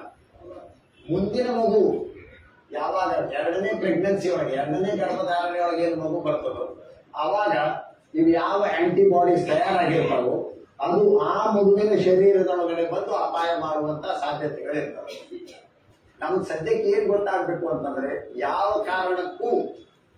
ಯಾವ ಕಾರಣಕ್ಕೂ ತಾಯಿ ಮತ್ತು ಮಗುವಿನ ರಕ್ತಗಳು ಸೇರೋದಿಲ್ಲ.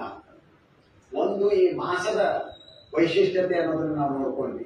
ಇನ್ನೂ ಒಂದು ಬಹಳ ವಿಶೇಷವಾದಂತ ಅಂಗ ಏನಿರ್ತದೋ ಈ ಮಗು ಅಂತ ಅನ್ನೋದು ಇದು ಪೂರ್ತಿ ಒಳಗಡೆ ಒಂದು ಬಲೂನಿನಂತಹ ಒಂದು ಚೀಲ ತಯಾರಿರ್ತದೆ. ಆ ಬಲೂನಿನೊಳಗೆ ಗರ್ಭಜಲ ಇರ್ತದೆ.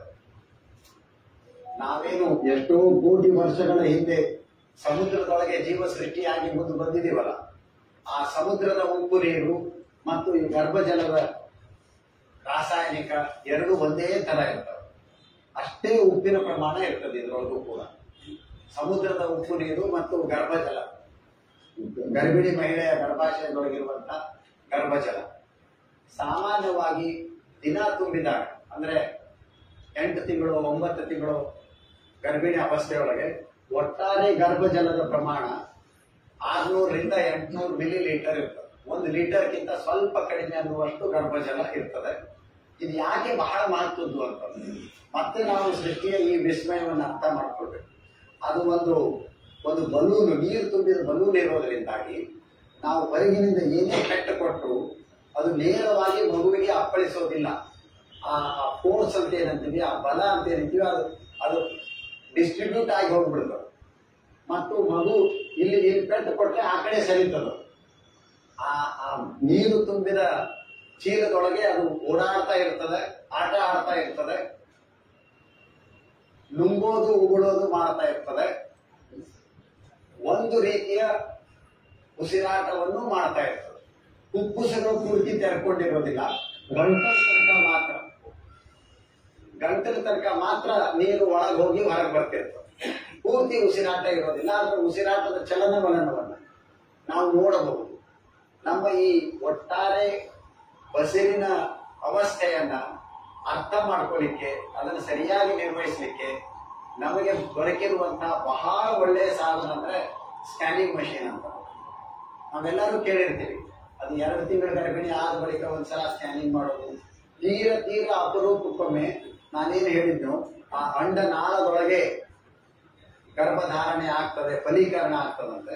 ಫಲೀಕರಣಗೊಂಡಂತಹ ಭ್ರೂಣ ಅಲ್ಲಿಯೇ ಉಳಿದು ಬಿಡ್ತೀವಿ ಅಂತಂದ್ರೆ ಆ ಅಂಡನಾಳ ಒಡೆದು ಬಿಡುತ್ತದೆ.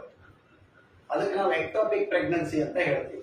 ತೀರಾ ಅಪಾಯದ ಒಂದು ಸಂದರ್ಭ ಆಗ್ತದೆ. ಬಹಳಷ್ಟು ಸಲ ಅದು ದಾಟಿ ಬಿಟ್ಟು ಗರ್ಭಾಶಯದ ಒಳಗಡೆ ಬರ್ತದೆ.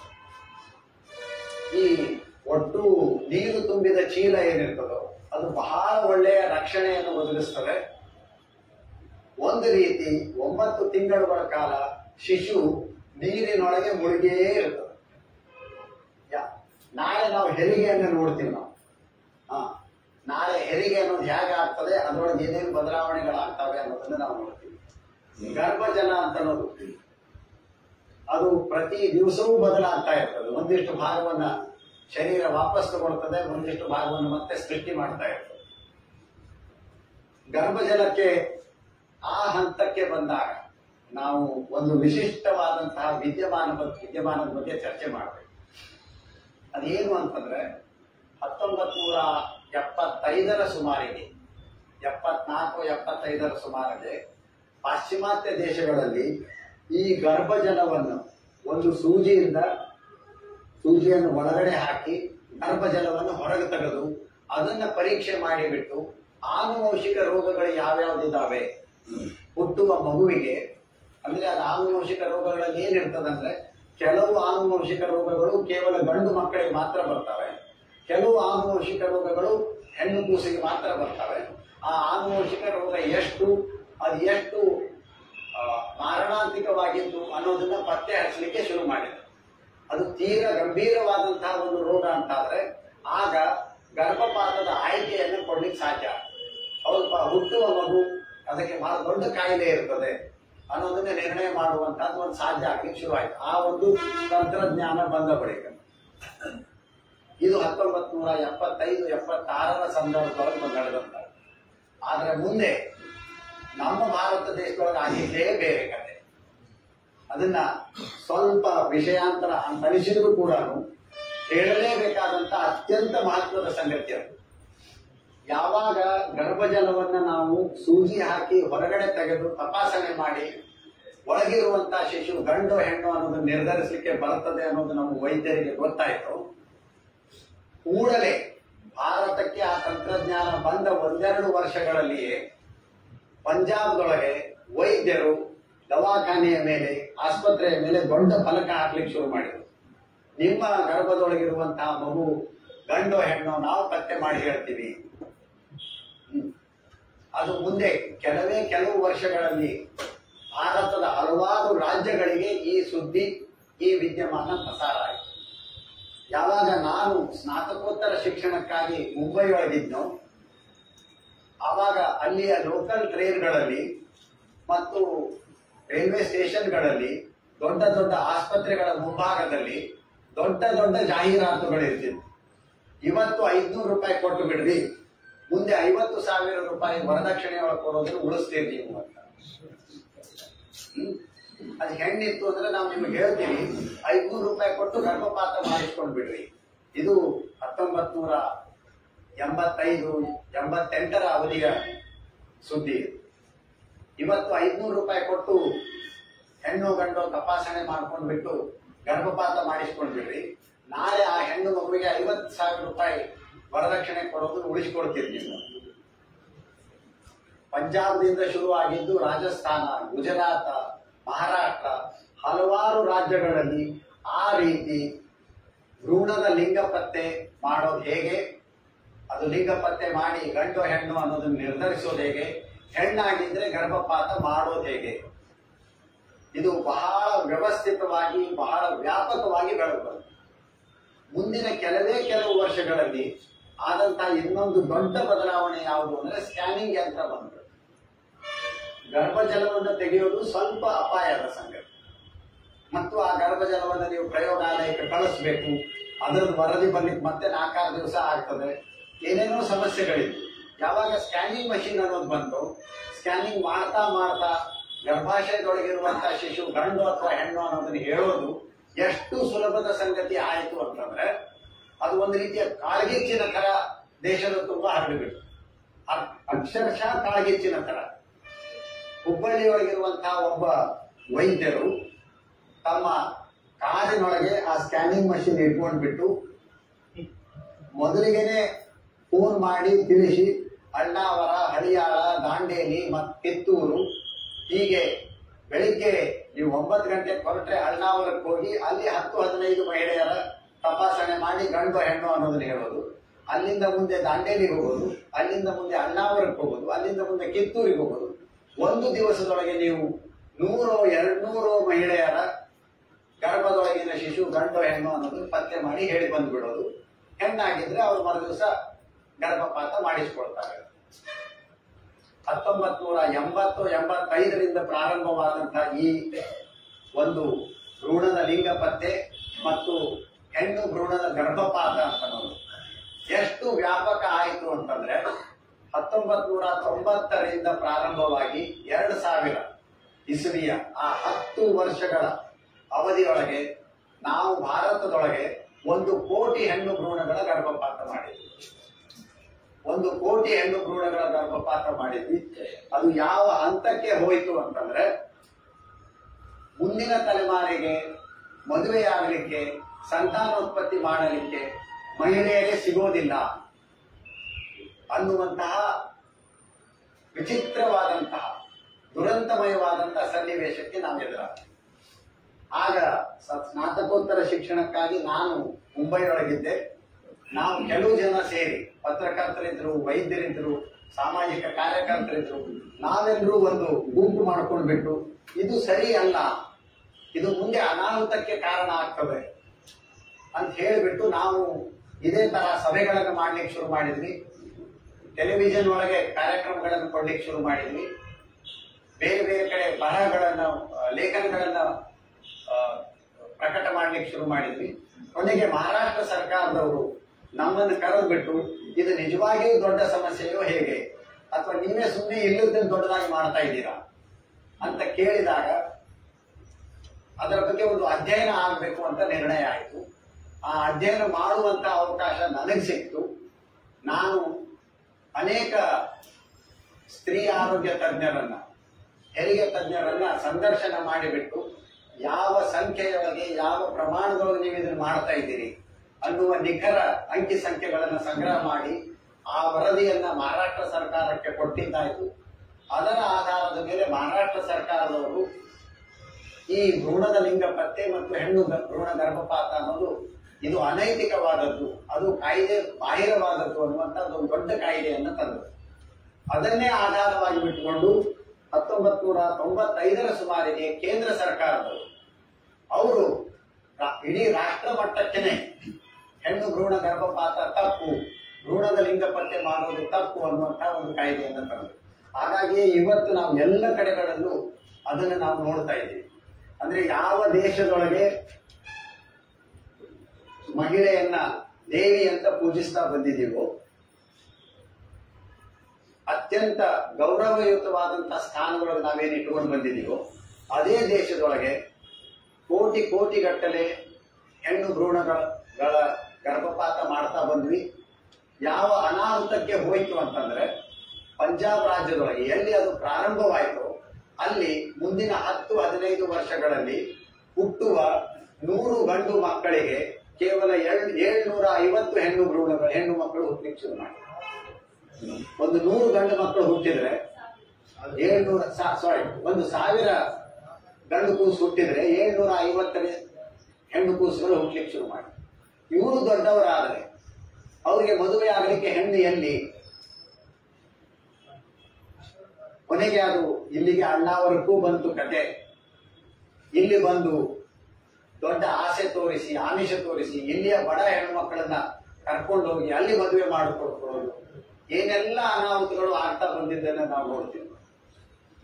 ಅಂದ್ರೆ ಒಬ್ಬ ಮಹಿಳೆಗೆ ಅನೇಕ ಗಂಡಂದಿರು, ಬಲಾತ್ಕಾರ, ಲೈಂಗಿಕ ಅಪರಾಧಗಳು, ಇವೆಲ್ಲ ಸಮಸ್ಯೆಗಳು ಹೆಚ್ಚಾಗ್ತಾ ಹೋಗಿದ್ದನ್ನು ನಾವು ನೋಡ್ತೀವಿ. ಅದು ಪ್ರಾಸಂಗಿಕವಾಗಿ ಗರ್ಭಜಲದ ಸಂದರ್ಭದೊಳಗೆ ನಾವು ಹಂಚಿಕೊಳ್ಬೇಕಾಗುತ್ತೆ. ಈ ಬಹುಶಃ ನಾವು ಇನ್ನೊಂದು ವಿಡಿಯೋ ನೋಡಿಬಿಡೋಣ. ಬಸಿರು ಅಥವಾ ಗರ್ಭಾವಸ್ಥೆ ಅಂತ ನಾವೇನ್ ನೋಡ್ತಾ ಇದ್ದೀವೋ, ಮೊದಲಿನ 3 ತಿಂಗಳೊಳಗೆ ಆ ಭ್ರೂಣ ಹೇಗೆ ಬೆಳೀತದೆ, ಎರಡನೇ 3 ತಿಂಗಳೊಳಗೆ ಆ ಭ್ರೂಣ ಹೇಗೆ ಬೆಳೀತದೆ ಅಂತ ನಾವು ನೋಡೋಣ.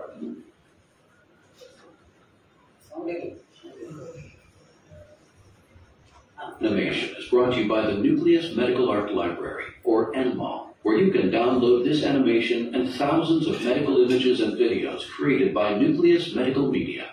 To apply for a free 30-day trial, click on the link in the description.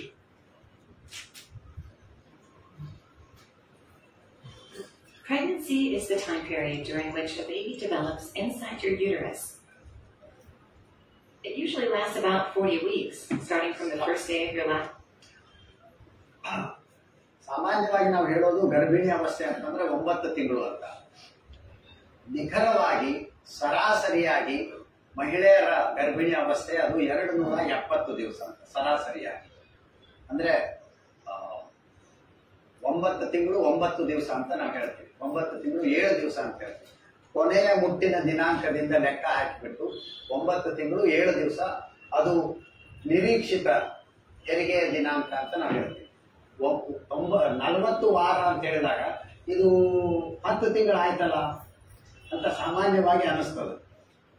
4 ವಾರಕ್ಕೊಂದು ತಿಂಗಳು ಅಂತಂದ್ರೆ ಇದು 10 ತಿಂಗಳ ಲೆಕ್ಕ ಆಯ್ತಲ್ಲ ಅಂತ. ಆದ್ರೆ ಒಂದು ತಿಂಗಳಿಗೆ 30 ದಿವಸ ಇರ್ತದೆ, ಮತ್ತೊಂದು ತಿಂಗಳಿಗೆ 31 ದಿವಸ ಇರ್ತದೆ. ಅದೆಲ್ಲವೂ ಸೇರಿದಾಗ 40 ವಾರಗಳ ಅವಧಿ ಆಗ್ತದೆ. Menstrual period. These 40 weeks are grouped into 3 segments called trimesters. The first trimester lasts about 13 weeks. During the first 2 weeks, you aren't actually pregnant because of the way your due date is calculated.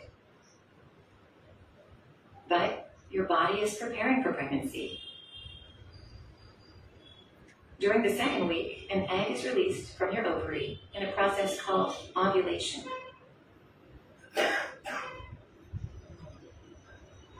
Around the end of the second week, sperm from the father merges with the egg from the mother, usually in the fallopian tubes. During conception, genetic material from the mother and father combine to form a unique genetic code, instantly determining sex, hair color, eye color, and hundreds of other characteristics. This new single cell, called a zygote or embryo, is the beginning of a new human being. During the third week, the zygote divides to form a hollow ball of cells called a blastocyst. The cells of the blastocyst begin to arrange themselves into 2 groups, The inner group will develop into your baby, and the outer group will form tissues to nourish and protect it. During week 4, the blastocyst moves into the uterus, where it hatches out of its outer layer. Once freed from this outer layer, ಇದು ಫಲೀಕರಣಗೊಂಡಂತಹ ಭ್ರೂಣ ಗರ್ಭಾಶಯದ ಒಳಗಡೆ ಬಂದಿದ್ದರೆ ಇದು ಮೆತ್ತಗಿನ ಹಾಸಿಗೆಯ ತರ ತಯಾರಾಗಿದ್ದದೆ ಗರ್ಭಾಶಯದ ಒಳಪದರು. ಈಗ ಅದು ಅಲ್ಲಿ ಸ್ಥಿರ ಆಗಿಬಿಟ್ಟು ಅದರೊಳಗೆ ಮುಳುಗಿ ಹೋಗ್ಬಿಟ್ಟು ಬೆಳಿಲಿಕ್ಕೆ ಶುರು ಮಾಡ್ತದೆ.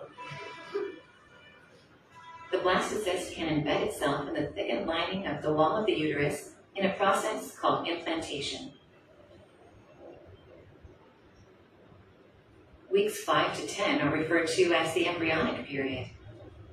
All of the major organs start to grow, such as the ಮೊದಲಿನ 8 ವಾರಗಳಲ್ಲಿ ಅಂದ್ರೆ ನಮಗೆ ನಿಖರವಾಗಿ ಗರ್ಭಧಾರಣೆ ಯಾವ ದಿವಸ ಆಯಿತು ಅಂತ ನಮ್ಗೆ ಗೊತ್ತಾಗೋದಿಲ್ಲ.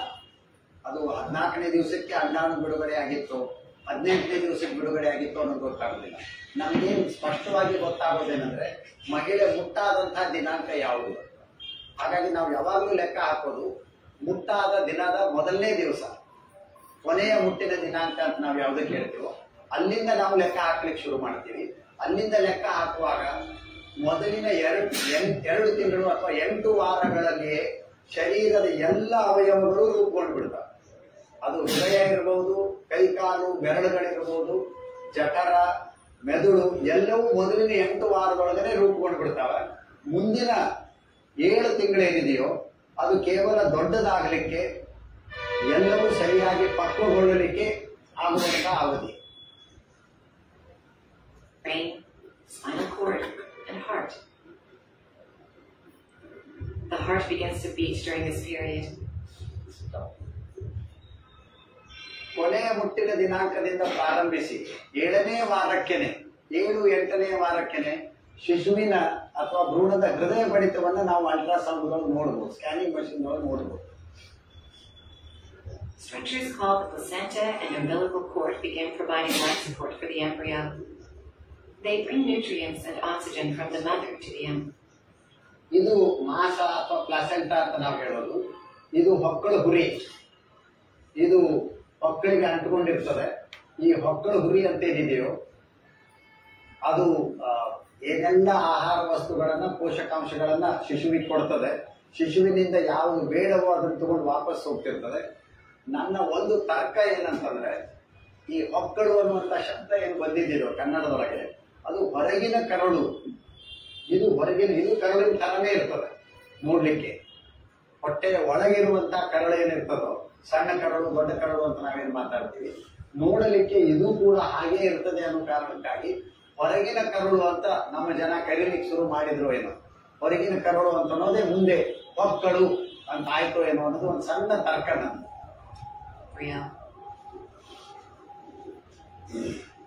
Bones and muscles start to grow beneath thin, transparent skin. Toward the end of the embryonic period, the embryo starts to look more human. At the end of week 10, the embryo is now called a fetus and is about 1 1/4 inches long from head to rump. During the next few weeks, the arms and legs grow longer and start to move. Fingers and toes finish developing, and the baby's face becomes well formed. By the end of the first trimester, your baby is almost 3 inches long. Your body experiences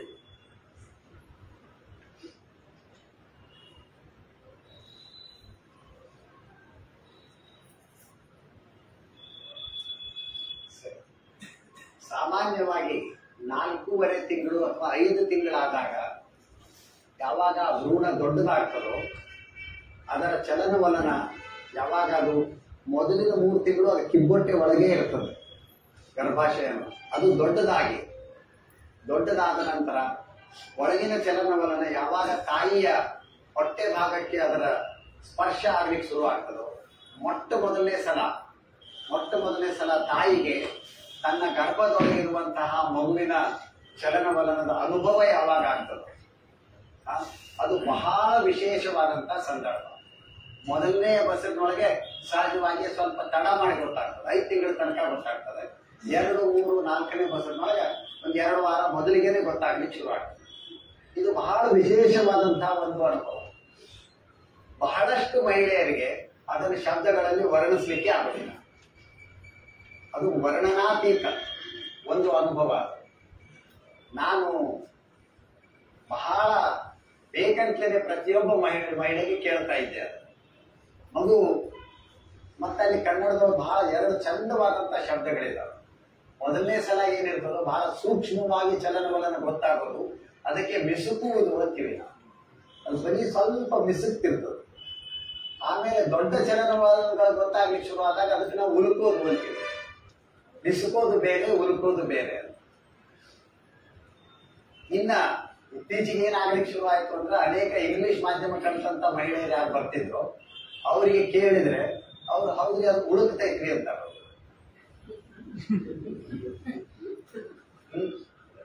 ಉಳುಕು ಶಬ್ದ ಬೇರೆ, ಉಳುಕು ಶಬ್ದ ಬೇರೆ. ಇನ್ನು ಅವ್ರ ಆ ಶಬ್ದ ಉಪಯೋಗ ಮಾಡಿದ ಮೇಲೆ ಅದು ಅವ್ರ ಹಕ್ಕದು. ಉಳುಕ್ತೈತಿ ಅಂತ ನಿಮ್ಮ ಹೊಟ್ಟೆಗಿನ ಕೂಸು ಉಳುಕ್ರಿ ಅಂತ. ಆದ್ರೆ ಅದು ಮೊದಲನೇ ಅನುಭವ ಏನಿದೆಯೋ ಅದು ಎಷ್ಟು ವಿಶಿಷ್ಟವಾದದ್ದು ಅಂತಂದ್ರೆ, ಆ ಅನುಭವ ಹೇಗೆ ಹೊಟ್ಟೆಯೊಳಗಿನ ಕೂಸು ಮಿಸುಕ್ತೈತಿ ಅನ್ನೋದು ಕೇಳಿದಾಗ ಹೌದ್ರಿ ಮಿಸುಕ್ತೈತಿ ಅಂತಾರೆ. ಹೆಂಗ್ ಮಿಸುಕ್ತೈತಿ ಅಂತಂದಾಗ ಅದು ಎಷ್ಟು ಬೇರೆ ಬೇರೆ ತರದ ವರ್ಣನೆಗಳು ಬರ್ತಾವೆ ಅಂತಂದ್ರೆ, ಅದು ಕುಳುಕ್ ಅಂತೈತಿರಿ ಅಂತ ಒಬ್ಳು ಹೇಳಿದ್ರೆ, ಇನ್ನೊಬ್ಳು ನೀರಿನೊಳಗೆ ಮೀನು ಓಡಾಡಿದಂಗ ಆಕೈತ್ರಿ ಅಂತ. ಬಹಳ ವಿಶೇಷವಾದಂತಹ ಒಬ್ಬ ಹಳ್ಳಿ ಹೆಣ್ಮಗಳು ಹೇಳಿದ್ಲು ನನಗೆ, ಅದು ಯಾವತ್ತೂ ಮರೆಯಲಾಗದಂತಹ ಒಂದು ವಿವರಣೆ. ಅವಳೇನಂತ ಹೇಳಿದ್ರಂದ್ರ, ಹೊಟ್ಟಾಗಿನ ಕೂಸು ಮಿಸುಕ್ತೈತಿ ಏನವ ಅಂತ ಕೇಳಿದಾಗ ಹೌದ್ರಿ ಮಿಸುಕ್ತೈತಿ ಅಂತ. ಹೆಂಗ ಅಂತಂದ್ರ ಜಂತಿ ಒಳಗೆ ಇಲಿ ಓಡಾಡ್ತಾವಲ್ರಿ ಅನಿಸ್ತೈತ್ರಿ ನನಗ. ಅದು ಎಂಥ ಕನ್ನಡ, ಅದು ಎಂಥ ಕನ್ನಡ, ಎಷ್ಟು ಸಶಕ್ತವಾದಂತಹ ಕನ್ನಡ ಅಂತ. ಜಂತಿ ಒಳಗೆ ಇಲಿ ಓಡಾಡ್ದಂಗ ಆಗ್ತೈತ್ರಿ ಅಂತ ಹೇಳುವ ವರ್ಣನೆಗೂ, ಅದು ಉಳುಕ್ತೈತ್ರಿ ಅಂತ ಹೇಳುವಂತಹ ವರ್ಣನೆಗೂ ನಾವ್ ಎಲ್ಲಿಂದ ಎಲ್ಲಿಗೆ ಬಂದ್ಬಿಟ್ವಿ ಅಂತ. ಇದು ಏನು 4.5 ತಿಂಗಳಿಗೆ 4.5 ತಿಂಗಳಿಗೆ ಕೂಸು ಮಿಸುಕ್ಲಿಕ್ಕೆ ಶುರು ಆಗ್ತದೆ, ಉಳುಕ್ಲಿಕ್ಕೆ ಶುರು ಆಗ್ತದೆ, ಗರ್ಭಜಲದೊಳಗೆ ಈಸ್ತಾ ಇರ್ತದೆ.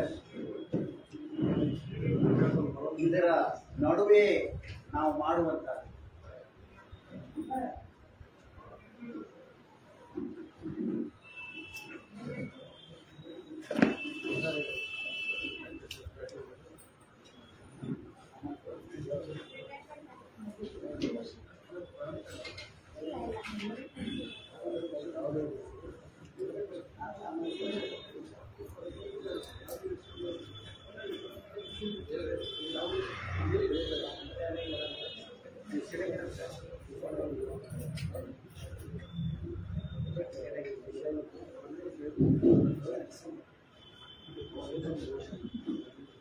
ಈ ನಡುವೆ ನಾವು ಇನ್ನೂ ಒಂದು ಮಹತ್ವದ ಸಂಗತಿಯನ್ನ ಚರ್ಚೆ ಮಾಡ್ತೀವಿ.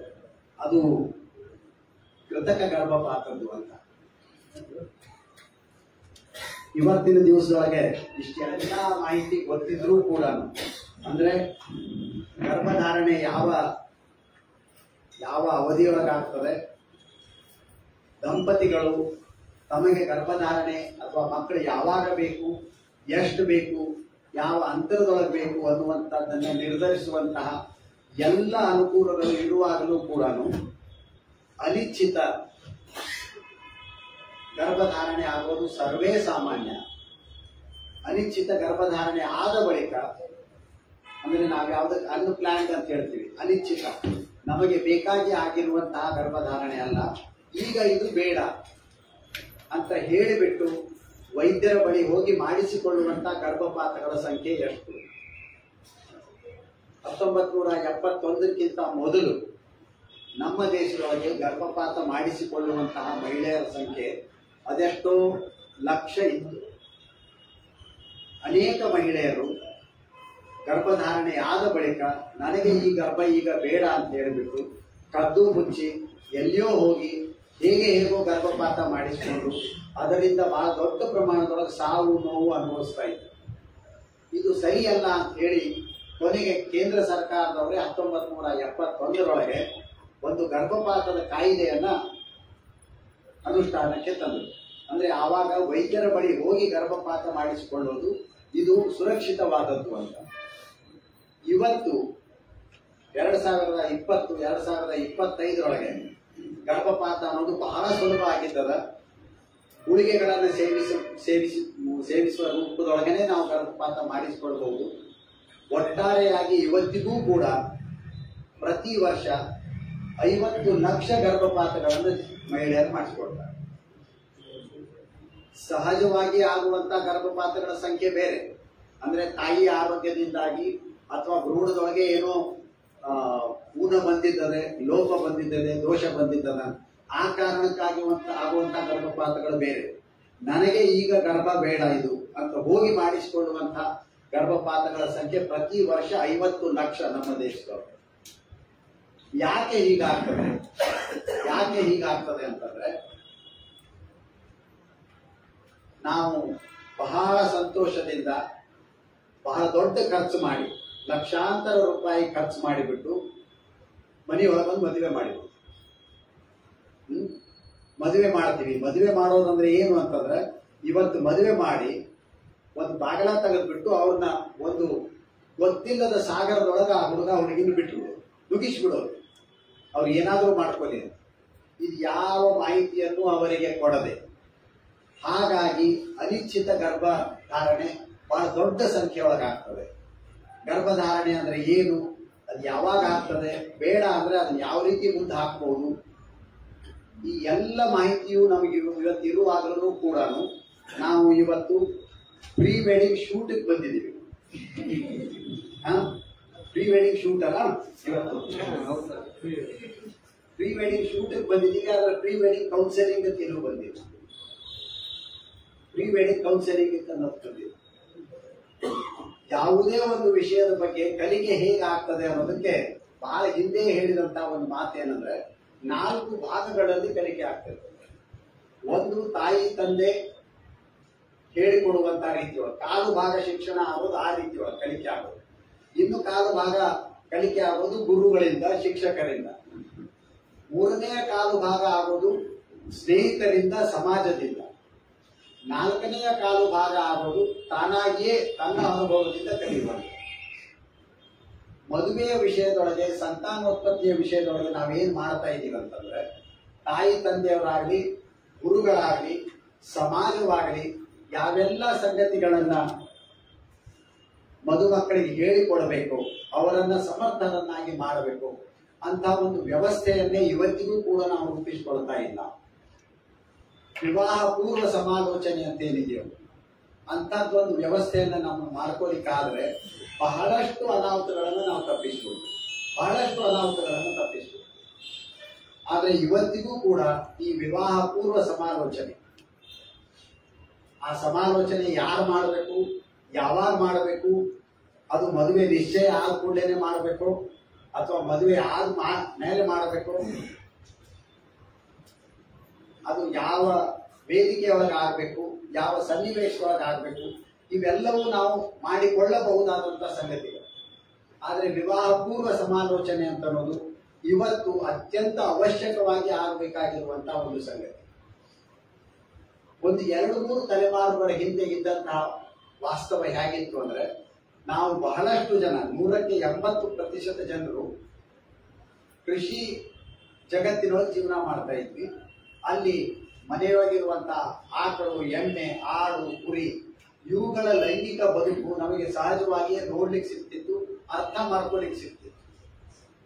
ಹೆಚ್ಚು ಜನ ನಾವು ಆ ಕೃಷಿ ಬದುಕಿನಿಂದ ಆಚೆ ಬಂದು ನಗರಗಳಲ್ಲಿ ಜೀವನ ಮಾಡ್ಲಿಕ್ಕೆ ಶುರು ಮಾಡಿ ಆ ಯಾವ ಜ್ಞಾನವು ಸಹಜವಾಗಿ ಸಿಗಲಾರದಂತಹ ಪರಿಸ್ಥಿತಿಗೆ ನಾವು ಬಂದು, ಯಾವ ವಯಸ್ಸಿಗೆ ಸಹಜವಾಗಿಯೇ ಒಂದು ಹಸಿವು, ಒಂದು ಹಂಬಲ, ಒಂದು ಹುಡುಕಾಟ ಶುರು ಆಗ್ತದೋ ಆಗ ಸರಿಯಾದ ಮಾರ್ಗದರ್ಶನ ಸಿಗದೇ ಹೋದ ಪಕ್ಷದೊಳಗೆ ಏನೆಲ್ಲ ಅನಾಹುತಗಳಿಗೆ ನಮ್ಮ ಯುವ ಜನಾಂಗದವರು ತುತ್ತಾಗ್ತಾರೆ ಅಂತ. ಹಾಗಾಗಿ ಬಹುಶಃ ಈ ಸಂತಾನೋತ್ಪತ್ತಿಯ ವಿಸ್ಮಯ ಅನ್ನುವಂಥದ್ದು ಏನು ಉಪನ್ಯಾಸ ಮಾಲಿಕೆಯನ್ನು ನಾವು ಮಾಡ್ಕೊಂಡಿದ್ದೀವೋ, ನಾನು ಮೊನ್ನೆ ಹೇಳಿದ ಹಾಗೆ ಇದು ಕೇವಲ ಒಂದು ವೈಜ್ಞಾನಿಕ ವಿವರಣೆಯನ್ನು ಕೊಟ್ಟು ಮುಗಿಸುವಂತಹದ್ದಲ್ಲ. ಅದು ಇವತ್ತಿನ ವಾಸ್ತವಕ್ಕೆ ನಮಗಿದೆಲ್ಲ ಯಾಕೆ ಬೇಕು, ಇವತ್ತು ನಮ್ಮ ಬದುಕನ್ನು ನಾವು ಹೇಗೆ ಹೆಚ್ಚು ಜವಾಬ್ದಾರಿಯಿಂದ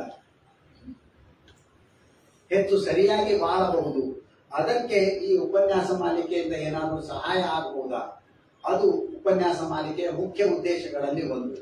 ಹಾಗಾಗಿ ತಾವೆಲ್ಲ ನಿರ್ಧರಿಸಬೇಕು, ಪ್ರೀ ವೆಡ್ಡಿಂಗ್ ಶೂಟ್ ಬೇಕೋ, ವಿವಾಹ ಪೂರ್ವ ಶೂಟ್ ಬೇಕು ಅಥವಾ ವಿವಾಹ ಪೂರ್ವ ಸಮಾಲೋಚನೆ ಬೇಕು ಅಂತ ನೋಡೋಣ ನಾವು ಎಷ್ಟು ಜನ ತಯಾರಾಗ್ತೀವಿ ಅಂತ.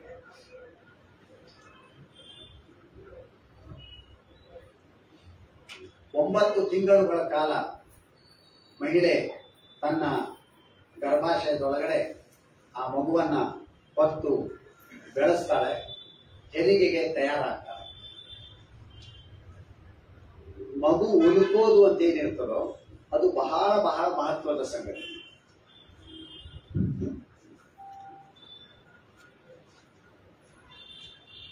ತಾಯಿಗೆ ಮಗುವಿನ ಆರೋಗ್ಯ ಸರಿಯಾಗಿದೆ, ಮಗು ತನ್ನ ಗರ್ಭಾಶಯದೊಳಗಡೆ ಆರೋಗ್ಯದಿಂದಿದೆ ಅಂತ ಹೇಳಿಕೆ ಒಂದು ಅತ್ಯಂತ ಸರಳವಾದಂತಹ ಮಾನದಂಡ ಯಾವುದು ಅಂದ್ರೆ ಅದು ಸರಿಯಾದ ಪ್ರಮಾಣಗಳು ಉಳುಕ್ತಾ ಇರಬೇಕು. ಉಳುಕೋದು ಸರಿಯಾಗಿತ್ತು ಅಂತಂದ್ರೆ ಆ ಮಗು ಸಾಮಾನ್ಯವಾಗಿ ಸರಿಯಾಗಿದೆ, ಆರೋಗ್ಯದಿಂದಿದೆ. ಇನ್ನು ಅನಾರೋಗ್ಯಕ್ಕೆ ಬೇರೆ ಬೇರೆ ಕಾರಣಗಳಿರ್ತವೆ. ಬಹುಶಃ ಇನ್ನೂ ಒಂದು ಮಾತನ್ನ ನಾನು ಹೇಳಲೇಬೇಕು. ಬಹುಶಃ ನಾಳೆ ಹೆರಿಗೆ ಸಂದರ್ಭದೊಳಗೆ ಬರ್ತದೆ. ಸೇವಿಸಬೇಕಾದಂತ ಆಹಾರ ಏನಿರಬೇಕು, ಒಟ್ಟಾರೆ ಜೀವನ ಶೈಲಿ ಹೇಗಿರಬೇಕು ಅಂತ ಮೊದಲಿನ 2 ತಿಂಗಳು 3 ತಿಂಗಳ ತನಕನೂ ಗರ್ಭಿಣಿ ಮಹಿಳೆಗೆ ವಾಂತಿ ವಾಕರಿಕೆ ಇರ್ತದೆ. ಅದು ಪ್ರಕೃತಿ ಅವಳನ್ನ ಮತ್ತು ಅವಳ ಗರ್ಭದೊಳಗಿರುವಂತಹ ಶಿಶುವನ್ನ ಸಂರಕ್ಷಿಸುವಂತಹ ಒಂದು ವಿಧಾನ. ನೀನು ಅದನ್ನ ಇದನ್ನ ಏನೆಲ್ಲವನ್ನು ತಿಂತಾ ಹೋಗ್ಬೇಡ ಅಂತ ಒಂದು ರೀತಿಯ ನಿರ್ಬಂಧವನ್ನು ಹಾಕುವಂತಹ ರೀತಿಯ. ಆದರೆ ಚರಿತ್ರೆಯೊಳಗಾದಂತಹ ಒಂದು ದೊಡ್ಡ ದುರಂತ, ವೈದ್ಯಕೀಯ ರಂಗದೊಳಗಾದಂತಹ ಒಂದು ದೊಡ್ಡ ದುರಂತವನ್ನ ನಿಮ್ಮ ಜೊತೆ ನಾನು ಹಂಚ್ಕೊಳ್ಬೇಕು. ಸುಮಾರು 2ನೇ ಮಹಾಯುದ್ಧದ ನಂತರ ಪಾಶ್ಚಿಮಾತ್ಯ ದೇಶಗಳಲ್ಲಿ ಈ ಮೊದಲಿನ 2 ತಿಂಗಳು 2.5 ತಿಂಗಳೇನು ವಾಂತಿ ಇರ್ತದೋ, ವಾಕರಿಕೆ ಇರ್ತದೋ, ಅದನ್ನ ಕಡಿಮೆ ಮಾಡೋ ಸಲುವಾಗಿ ಗರ್ಭಿಣಿ ಮಹಿಳೆಯರಿಗೆ ಡೈಥೈಲ್ ಸ್ಟಿಲ್ಬೆಸ್ಟ್ರಾಲ್ DES ಅನ್ನುವಂತಹ ಒಂದು ಮಾತ್ರೆಯನ್ನು ಕೊಡ್ಲಿಕ್ಕೆ ಶುರು ಮಾಡಿ. ಅಂದ್ರೆ ಗರ್ಭಿಣಿ ಮಹಿಳೆಗೆ ಆ ವಾಂತಿ ಕಡಿಮೆ ಆಗಬೇಕು, ವಾಕರಿಕೆ ಕಡಿಮೆ ಆಗಬೇಕು.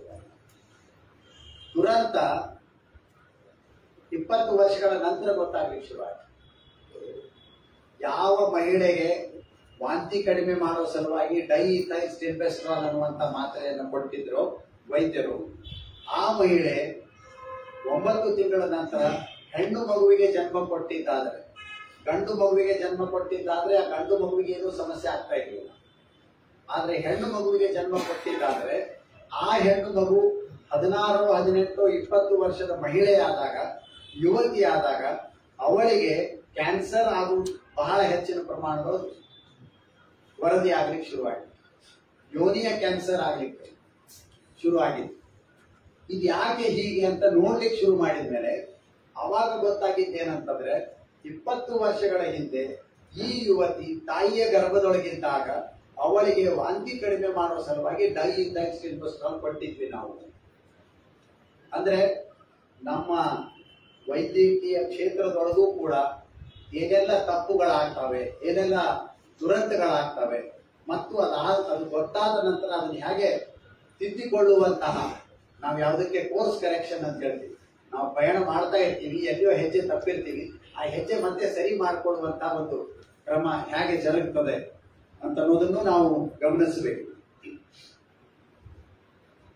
ಬಹುಶಃ ಇಷ್ಟು ಹೇಳಿ ಇವತ್ತಿನ ಗರ್ಭಧಾರಣೆ ಮತ್ತು ಬಸಿರು ಈ ವಿಷಯದ ಬಗ್ಗೆ ನಾನೇನು ಹಲವಾರು ಸಂಗತಿಗಳನ್ನ ಹಂಚ್ಕೊಳ್ಬೇಕು ಅಂತಂದಿದ್ನು ಅದನ್ನ ಹಂಚ್ಕೊಂಡಿದ್ದೀನಿ. ಉಪನ್ಯಾಸವನ್ನ ಇಲ್ಲಿಗೆ ಮುಗಿಸೋಣ. ನಿನ್ನೆ ಹಾಗೆ ಮೊನ್ನೆ ಹಾಗೆ ಬಹಳ ಒಳ್ಳೆಯ ಗುಣಮಟ್ಟದ ಚರ್ಚೆ ಆಗಬೇಕು, ಸಂವಾದ ನಡಿಬೇಕು ಅಂತ ನಾನು ಆಶಿಸ್ತೀನಿ.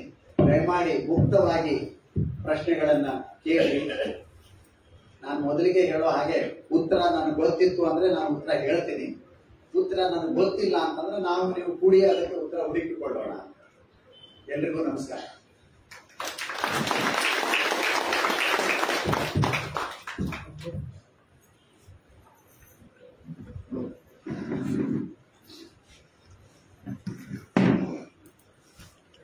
ಸರ್, ಮಹಿಳೆ 9 ತಿಂಗಳ ಗರ್ಭಿಣಿ ಇದ್ದಾಗ ಅವ್ರಿಗೆ ಬಯಕೆಗಳು ಉಂಟಾಗ್ತಾವ ಅಂತ ಹೇಳಿದ್ರೆ ಅವ್ರ ಬೇರೆ ಮನೆ ಹಿಂಗೇನೋ ತಿಂತಾರಲ್ಲಿ ಅದ ನಿಜಾನ? ಅದೊಂದು ಪ್ರಶ್ನೆ ರೀ.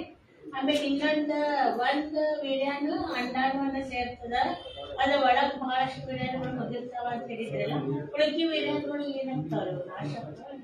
ಉಳಿದ ಎಲ್ಲಾ ವೀರ್ಯಾಣುಗಳು ನಾಶವಾಗಿವೆ. ಇನ್ನು ನೀವು ಬಯಕೆ ಅಂತ ಏನು ಕೇಳಿದ್ರು, ಇದು ಹೌದು. ಅನೇಕ ಮಹಿಳೆಯರಿಗೆ ಮೊದಲಿನ 2-2.5 ತಿಂಗಳು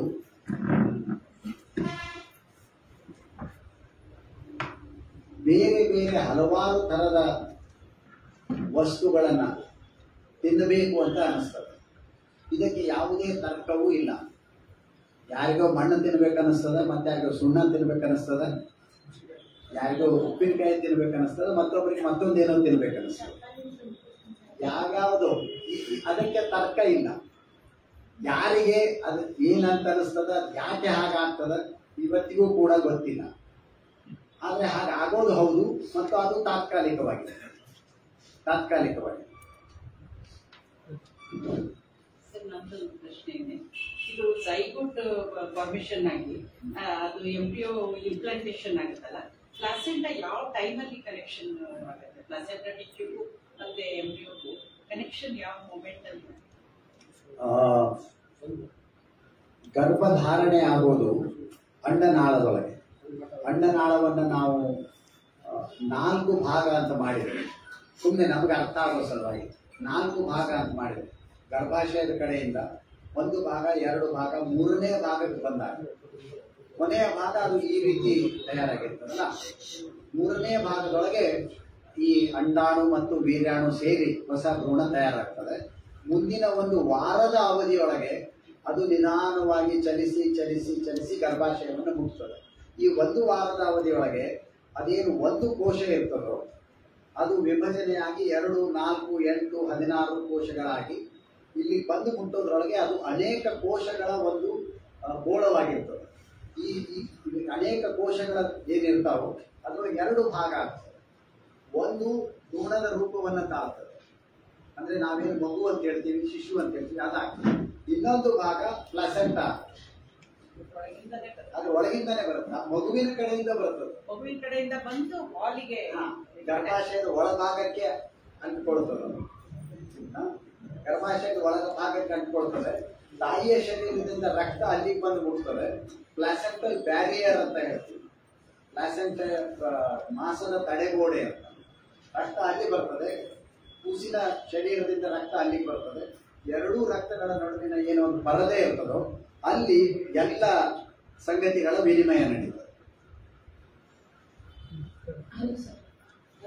XX ಕ್ರೋಮೋಸೋಮ್ ಮತ್ತು XY ಕ್ರೋಮೋಸೋಮ್ ಬಗ್ಗೆ ಹೇಳ್ತಿಲ್ಲ, ಅದು ಸೇರ್ಕೊಳ್ಳೋದು ಜೋಡಣೆ ಆಗೋದು ಹೇಗೆ ಅಂತ ಇನ್ನೊಂದು ಸ್ವಲ್ಪ ತಿಳಿಸ್ಕೊಡ್ಬೋದಾ ಅನ್ನೋದು ಒಂದು ಪ್ರಶ್ನೆ ಸರ್. ಇನ್ನೊಂದು ಪ್ರಶ್ನೆ, ಈ ಗರ್ಭಪಾತಗಳಾಗ್ತದೆ ಕೆಲವೊಂದು ಸರ್ತಿ ಸ್ಟಾರ್ಟಿಂಗ್ ಅಲ್ಲೇ, ಬಿಗಿನಿಂಗ್ ಅಲ್ಲಿ 2 ತಿಂಗಳು 3 ತಿಂಗಳಲ್ಲಿ ಅದು ಅಂದ್ರೆ ನಿಖರವಾಗಿ, ಅಂದ್ರೆ ಕೆಲವೊಂದು ಬೇರೆ ಬೇರೆ ಹೊರಗಿನ ಕಾರಣನೂ ಇರ್ಬೋದು, ಕೆಲವೊಂದು ಸರ್ತಿ ನಮ್ಗೆ ಗೊತ್ತಿರೋದಿಲ್ಲ, ಅದು ಆದಾಗ್ಲೇ ಗೊತ್ತಾಗ್ಬಿಡುತ್ತೆ ಅದು ಯಾಕೋ ಅಂತ. ಒಂದು ವಿಡಿಯೋ ನೋಡಿದ್ವಿ ನಾವು, ಅಂದ್ರೆ ಆ ಗರ್ಭಧಾರಣೆ ಹೇಗೆ ಆಗ್ತದೆ. ವೀರ್ಯಾಣು ಅಂಡಾಣುವಿನ ಒಳಗೆ ಪ್ರವೇಶ ಮಾಡಿದ ಬಳಿಕ ಇದರಿಂದ ಬಂದಿರುವಂತಹ 23 ವರ್ಣತಂತುಗಳು ಮತ್ತು ಇದರಿಂದ ಬಂದಿರುವಂತಹ 23 ವರ್ಣತಂತುಗಳು ಅವೆರಡೂ ಏನ್ ಸೇರ್ಕೊಳ್ತಾವೋ ಆ ಸಂದರ್ಭದಲ್ಲಿಯೇ ತಂದೆಯಿಂದ ಬಂದಿದ್ದು Y ಕ್ರೋಮೋಸೋಮ್ ಆಗಿದ್ರೆ ತಾಯಿಯಿಂದ ಬರೋದು ಯಾವಾಗಲೂ X ಮಾತ್ರ. ಮಹಿಳೆಯೊಳಗೆ X ಮತ್ತು X ಅಷ್ಟೇ ಇರ್ತದೆ, ತಂದೆಯೊಳಗೆ X ಮತ್ತು Y ಇರ್ತದೆ. Y ಕ್ರೋಮೋಸೋಮ್ ಬಂದಿದ್ರೆ ಮುಂದೆ ತಯಾರಾಗುವಂತ ಭ್ರೂಣ XY ಆಗ್ತದೆ, ಅದು ಗಂಡ. ಅದು ವಿಲನ ಆದ ಸಂದರ್ಭದೊಳಗನೆ, ಅಂದ್ರೆ ವೀರ್ಯಾಣು ಒಳಗಡೆ ಪ್ರವೇಶ ಮಾಡಿದ ಕ್ಷಣವೇ ಇದು ನಿರ್ಧಾರ ಆಗಿ ಹೋಗ್ಬಿಡುತ್ತೆ. ಆಮೇಲೆ ಬದಲಾಗುತ್ತೆ. ಇದು ತೀರ ಅಪರೂಪಕ್ಕೆ ನಾವು ಪ್ರಕೃತಿಯೊಳಗೆ ಏನೆಲ್ಲ ವೈಚಿತ್ರ್ಯಗಳು ನಡೀತಾವೆ ಅಂತ ಹೇಳೋ ಹಾಗೆ ಕೆಲವು ಸಲ ಹೊಸ ಭ್ರೂಣದೊಳಗೆ XXY ಆಗಬಹುದು, ಅಥವಾ Y ಬರೋದೇ ಇಲ್ಲ, Xನೂ ಬರೋದಿಲ್ಲ, XO ಆಗ್ಬಹುದು, ಅಂದ್ರೆ X0 ಅಂತ ನಾವೇನ್ ಹೇಳ್ತೀವೋ XO ಆಗ್ಬಹುದು. ಬೇರೆ ಬೇರೆ ತರದ ಏನು ವೈಚಿತ್ರ್ಯಗಳು ಘಟಿಸಬಹುದು. ನಿಮ್ದು ಎರಡನೇ ಪ್ರಶ್ನೆ ಯಾವುದಿತ್ತು? ಗರ್ಭಪಾತ ಆಗೋದು. ಏನಂತಂದ್ರೆ ಇದೊಂದು ಬಹಳ ನಾಜೂಕಿನ ಒಂದು ಪ್ರಯೋಗ ಇದು. ನಾವು ಕಲ್ಪನೆ ಮಾಡ್ಕೊಂಡಿದ್ದಾದ್ರೆ ತಂದೆಯ ಶರೀರದಿಂದ ಒಂದು ಬೀಜಾಣು ತಯಾರಾಗ್ಬಿಟ್ಟು ಅದರೊಳಗೆ 23 ವರ್ಣತಂತುಗಳು ಬರಬೇಕು, ತಾಯಿಯ ಶರೀರದಿಂದ 23 ವರ್ಣತಂತುಗಳು ಬರಬೇಕು.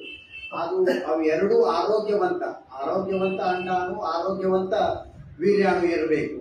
ಇದೆಲ್ಲವೂ ಪ್ರತಿ ಸಲವೂ ಅಷ್ಟೇ ಯಶಸ್ವಿಯಾಗಿ ನಡೆಯೋದಿಲ್ಲ. ಅನೇಕ ಸಲ ಗುಣಮಟ್ಟ ಕಡಿಮೆ ಆಗಿದ್ರೆ ಆ ಭ್ರೂಣ ಬೇಗನೆ ಬೆಳವಣಿಗೆ ಆಗೋದು ನಿಂತುಬಿಡುತ್ತೆ. ಹೊರಗಿನ ಕಾರಣಗಳು ಬೇರೆ, ಅಂದ್ರೆ ತಾಯಿಗೆ ಸಕ್ಕರೆ ಕಾಯಿಲೆ ಇದೆಯೋ, ತಾಯಿಗೆ ಬ್ಲಡ್ ಪ್ರೆಷರ್ ಹೆಚ್ಚದನೋ, ಅವೆಲ್ಲ ಕಾರಣಗಳು ಬೇರೆ. ರೂಪುಗೊಂಡಿರುವಂತಹ ಭ್ರೂಣದೊಳಗೆ ಏನಾದರೂ ದೋಷ ಬಂದಿದ್ರೆ ಅದು 1 ವಾರ, 2 ವಾರ, 4 ವಾರದೊಳಗನೆ ಅದ್ರ ಬೆಳವಣಿಗೆ ನಿಂತು ಹೋಗ್ಬಿಟ್ಟು ಗರ್ಭಪಾತ ಆಗಿಬಿಡುತ್ತೆ. ಇದು ಸಹಜ ಗರ್ಭಪಾತ ಅಂತ ನಾವು ಹೇಳೋದು.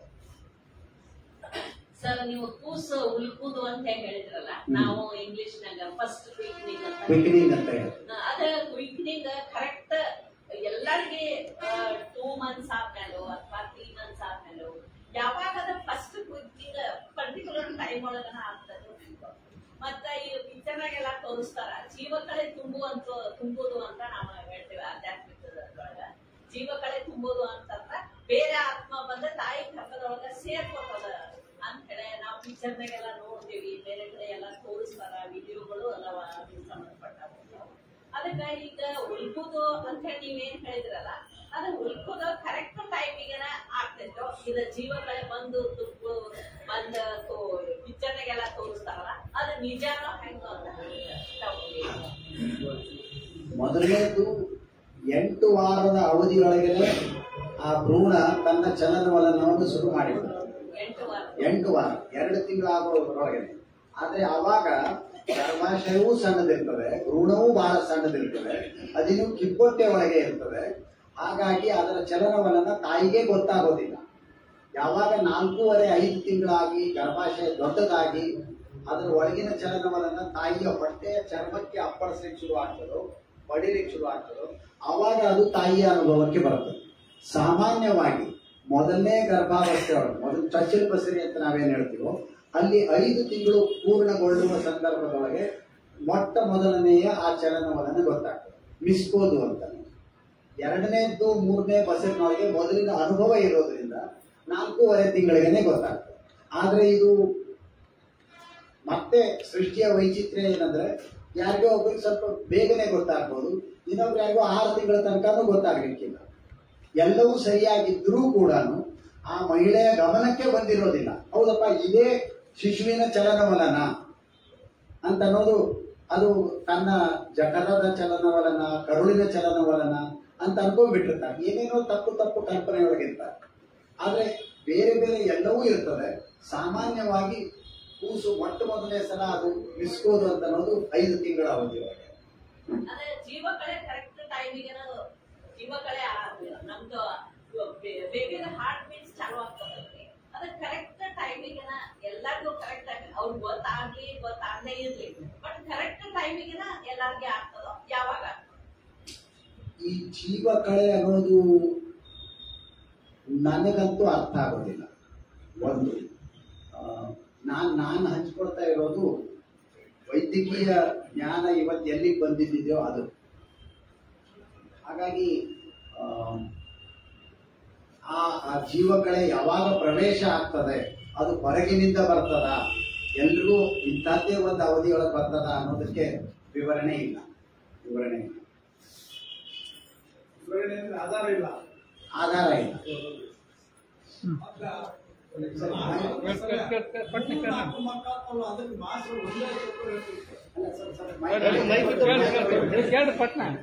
ಸರಿ, ಕೇಳಿ. ನಮಸ್ಕಾರ. ನಮಸ್ಕಾರ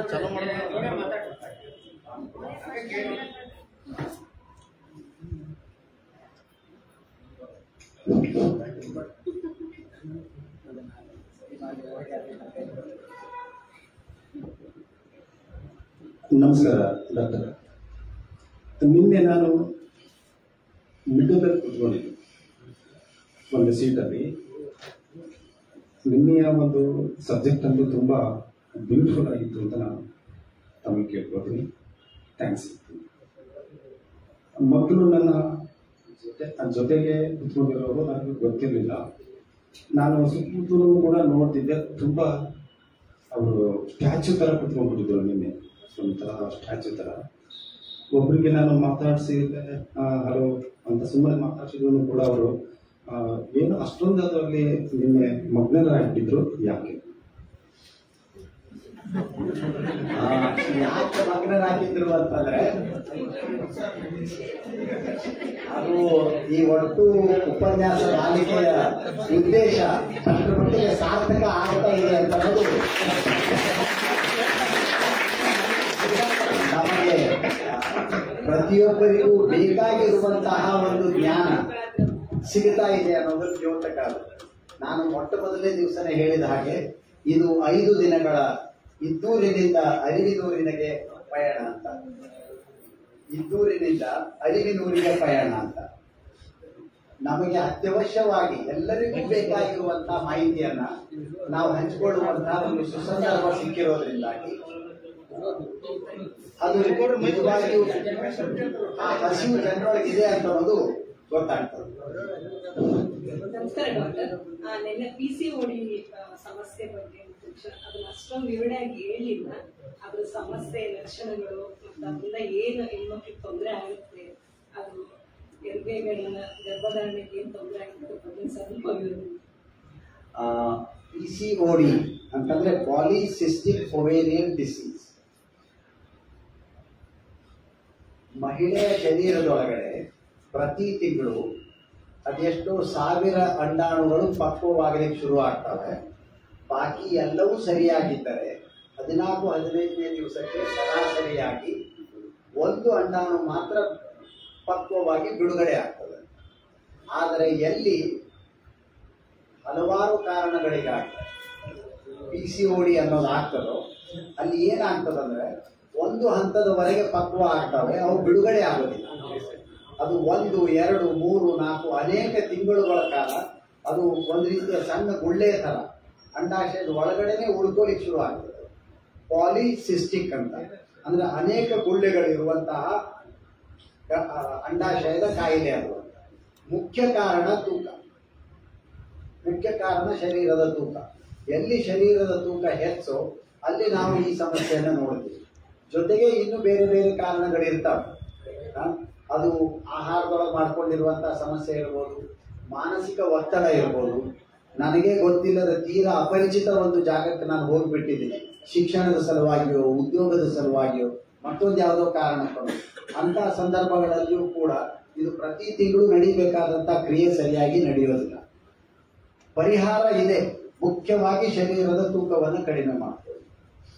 ನಾವು ಇವತ್ತು ಬಹಳ ಸಾಮಾನ್ಯವಾಗಿ ನಾವು ನೋಡ್ತಾ ಇರುವಂತಹ ಸಂಗತಿ ಏನು ಅಂತಂದ್ರೆ, ಜಂಕ್ ಫುಡ್ ಅಂತ ನಾವೇನು ಹೇಳ್ತೀವೋ ಅದರ ಸೇವನೆ ನಮ್ಮ ಎಲ್ಲಾರ ಮನೆಯೊಳಗೂ ಹೆಚ್ಚಾಗಿರೋದು.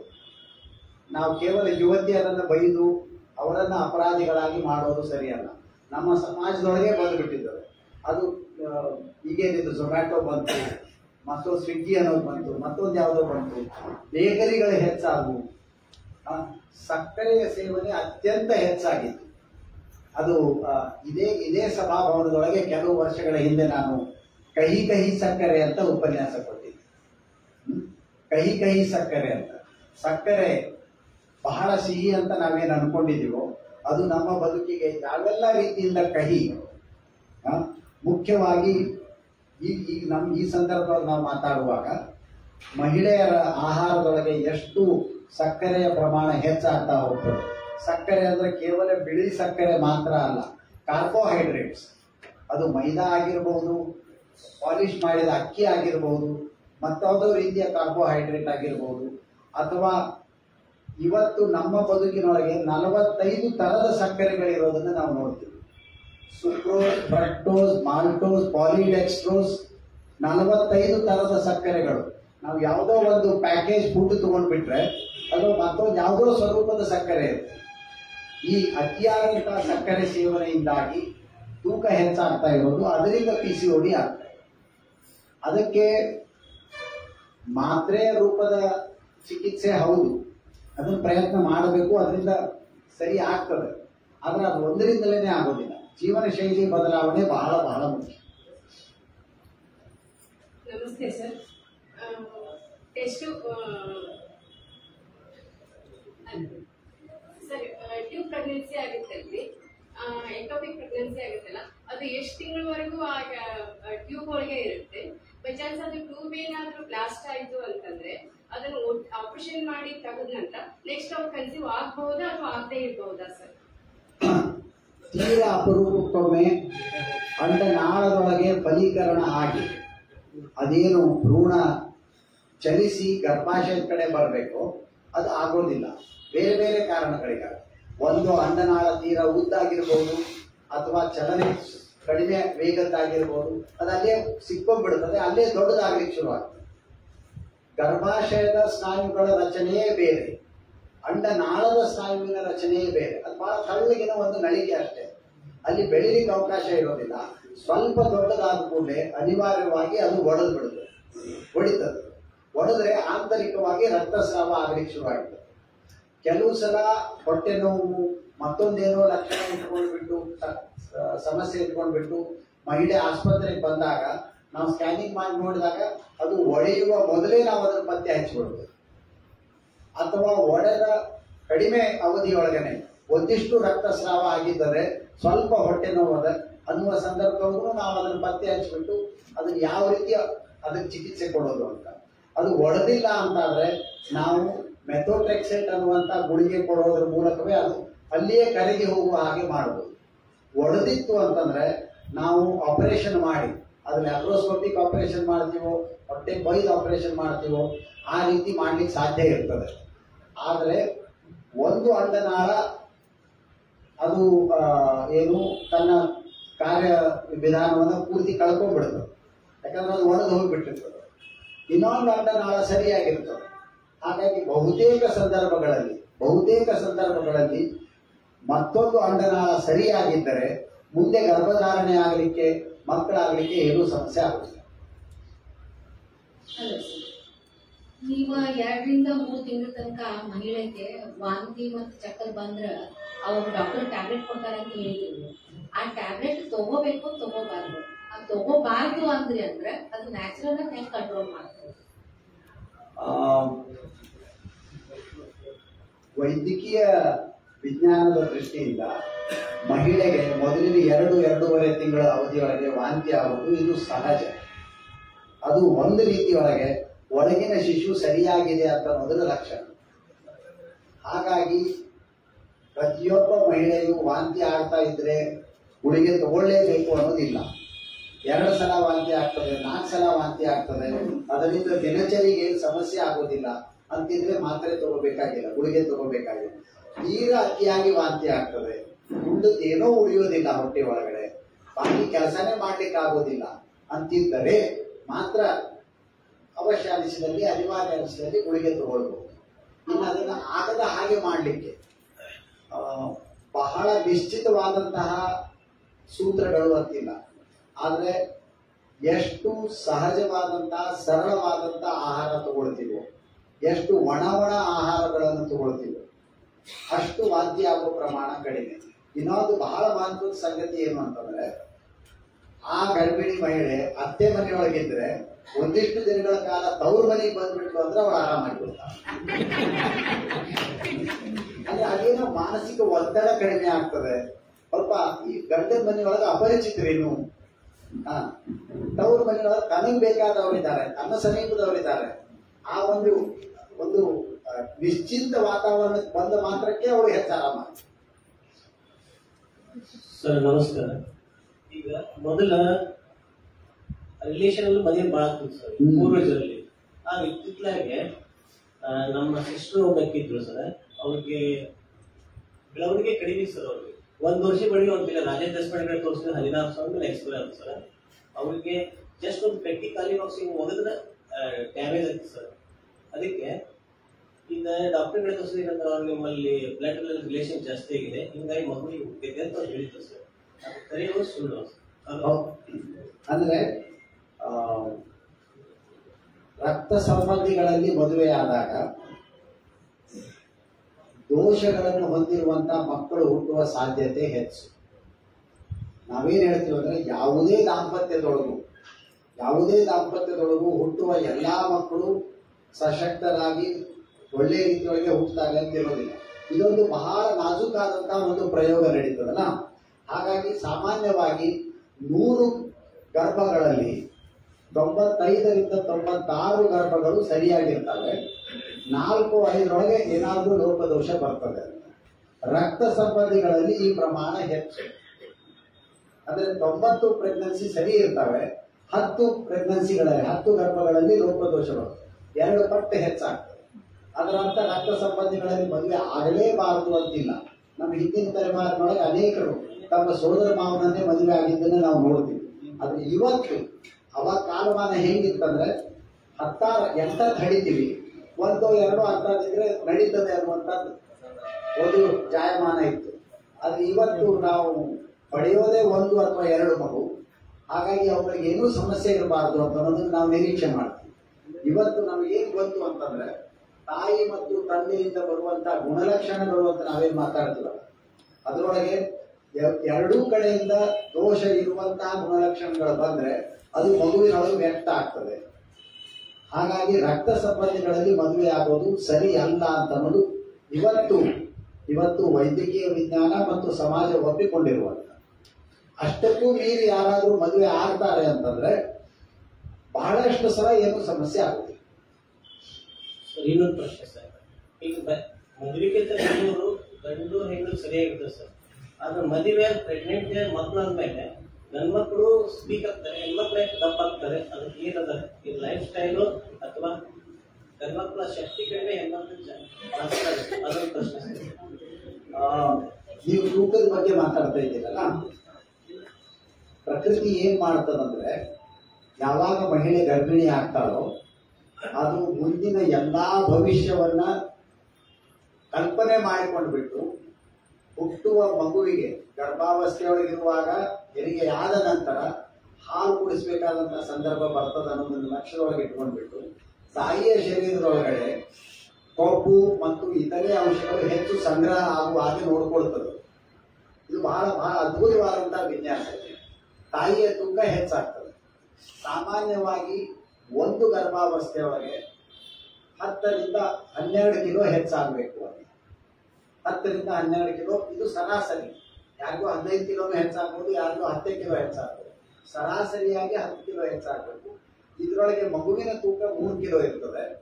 ಗರ್ಭಜಲ 800 ಮಿಲಿಲೀಟರ್ ಇರ್ತದೆ. ಮಾಸ ಅಂತ ನಾವೇನ್ ಹೇಳ್ತೀವೋ ಅದೊಂದು 500 ಗ್ರಾಮ್ ಅಂತ ಇರ್ತದೆ. ಇಷ್ಟು ಹೋಗಿಬಿಡ್ತದೆ. ಉಳಿದದ್ದು ತಾಯಿಯ ಶರೀರ. ಈ ಕೊಬ್ಬು ಅಂತ ನಾವೇನು ಮಾತಾಡ್ತೀವಿ, ಬಾಣಂತಿ ಆದ ಬಳಿಕ ನಾವು ನಾಳೆ ಇನ್ನೂ ಹೆಚ್ಚು ವಿವರವಾಗಿ ನಾಳೆ ನಾಡಿದ್ದು ಚರ್ಚೆ ಮಾಡೋಣ. ಮತ್ತೆ ಸರಿಯಾದ ಜೀವನ ಶೈಲಿಗೆ ಬಂದಿದ್ದಾದರೆ ತೂಕ ಕಡಿಮೆ ಆಗ್ತದೆ. ಅದು ಆ ಸರಿಯಾದ ಜೀವನ ಶೈಲಿಗೆ ಬರಲಿಲ್ಲ ಅಂದ್ರೆ ತೂಕ ಹೆಚ್ಚೇ ಹೋಗ್ತದೆ.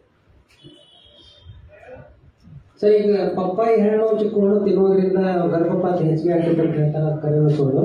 ಆಮೇಲೆ ಈ ಗುಣಲಕ್ಷಣಗಳು 23 ಬಂದಿರ್ತಾವ ಅಥವಾ ಹೆಚ್ಚು ಕಡಿಮೆನೂ ಆಗಿರ್ತಾವ? ಮೊದಲನೇದಂದ್ರೆ ಪಪ್ಪಾಯಿ ಅಥವಾ ಚಿಕ್ಕು ಮುಂತಾದ ಆಹಾರಗಳಿಂದ ಸಮಸ್ಯೆ ಆಗ್ತದೆ ಅನ್ನೋದಕ್ಕೆ ಯಾವುದೇ ವೈಜ್ಞಾನಿಕ ಆಧಾರ ಇಲ್ಲ. ಕೆಲವು ಬೇರೆ ವಸ್ತುಗಳು ಯಾವುದನ್ನು ನಾವು ಸರ್ವೇ ಸಾಮಾನ್ಯವಾಗಿ ತಿನ್ನೋದೇ ಇಲ್ವೋ ಅಂತದ್ರಿಂದ ಏನಾದರೂ ಅಪಾಯ ಆಗ್ಬೋದೇ ಹೊರತು ಪಪ್ಪಾಯದಿಂದ, ಚಿಕ್ಕುದಿಂದ, ಇತರೆ ಸಾಮಾನ್ಯ ಆಹಾರ ವಸ್ತುಗಳಿಂದ ಏನೂ ಆಗೋದಿಲ್ಲ ಅಂತ. ನಿಮ್ದು 2ನೇ ಪ್ರಶ್ನೆ ಯಾವುದಿತ್ತು? 2ನೇ ಪ್ರಶ್ನೆ 23 ಬರಬೇಕು ಯಾವಾಗಲೂ. ಆದ್ರೆ ಸೃಷ್ಟಿಯೊಳಗೆ ಎಲ್ಲಾ ವೈಚಿತ್ರ್ಯಗಳು ನಡೀತಾವೆ. ಹಾಗಾಗಿ ಯಾವುದೋ ಒಂದು ಮಗುವಿಗೆ 47 ಬರ್ತದೆ, ಮತ್ತೊಂದು ಯಾವುದೋ ಮಗುವಿಗೆ 45 ಬರ್ತದೆ. ಅಥವಾ 48 ಬರ್ತದೆ, ತೀರಾ ಅಪರೂಪ. ಎಲ್ಲೋ 10,000 ಶಿಶುಗಳೊಳಗೆ ಒಂದು ಮಗುವಿಗೆ ಈ ತರ ಆಗಬಹುದು. ಸರ್, ಈಗ ವಿಜ್ಞಾನ ಇಷ್ಟು ಬೆಳೆದಿರುವಾಗ ಇನ್ನೂ ಈಗ ಸಾಕಷ್ಟು ಅಂಗವಿಕಲ ಮಕ್ಕಳು ಹುಡ್ತಾರೆ, ಅಥವಾ ತೃತೀಯ ಲಿಂಗಿಗಳು ಹುಡ್ತಾರೆ, ಅಥವಾ 2 ದೇಹ ಅಂಟಿಕೊಂಡು ಇದ್ದವರು ಹುಡ್ತಾರೆ. ಇವುಗಳನ್ನ ಪತ್ತೆ ಹಚ್ಚಕ ಸಾಧ್ಯ ಆಗಿದೆ ಇಲ್ಲ ನಮ್ಮ ಒಂದು ವೈದ್ಯಕೀಯ ವಿಜ್ಞಾನಕ್ಕೆ ಅನ್ನೋದು ಒಂದು ಪ್ರಶ್ನೆ. ನಿನ್ನೆ ಪ್ರಶ್ನೆ ಇದೆ, ಯಾರೇ ಬೇಜಾರು ಮಾಡ್ಕೋಬಾರ್ದು, ಟೈಮ್ ತೋರ್ತೀನಂತೆ.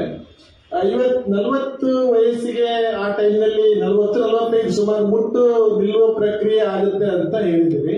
ನನ್ನ ಪ್ರಶ್ನೆ, ಅದ್ರ ನಂತರ ಒಬ್ಬ ಮಹಿಳೆಗೆ ಅಥವಾ 60 ವಯಸ್ಸಿನ ನಂತರ ಪುರುಷನಿಗೆ ಲೈಂಗಿಕ ಆಸಕ್ತಿ ಕಡಿಮೆ ಆಗುತ್ತೆ ಅಂತ ಜನರಲ್ಲಿ ಮಾತಾಡ್ತಾರೆ. ಬಟ್ ನಿಮ್ಮ ವೈದ್ಯಕೀಯ ವಿಜ್ಞಾನ ಏನ್ ಹೇಳುತ್ತೆ? ಪ್ರಶ್ನೆ ಏನಿತ್ತು? ಅದೇ, ಈಗ ತೃತೀಯ ಲಿಂಗಿಗಳು ಹುಡ್ತಾ ಇದ್ದಾರೆ, ಅಥವಾ 2 ದೇಹಗಳು ಅಂಟಿಕೊಂಡು ಹುಡ್ತಾರೆ, ಅಥವಾ ಅಂಗವಿಕಲರು ಹುಡ್ತಾರೆ.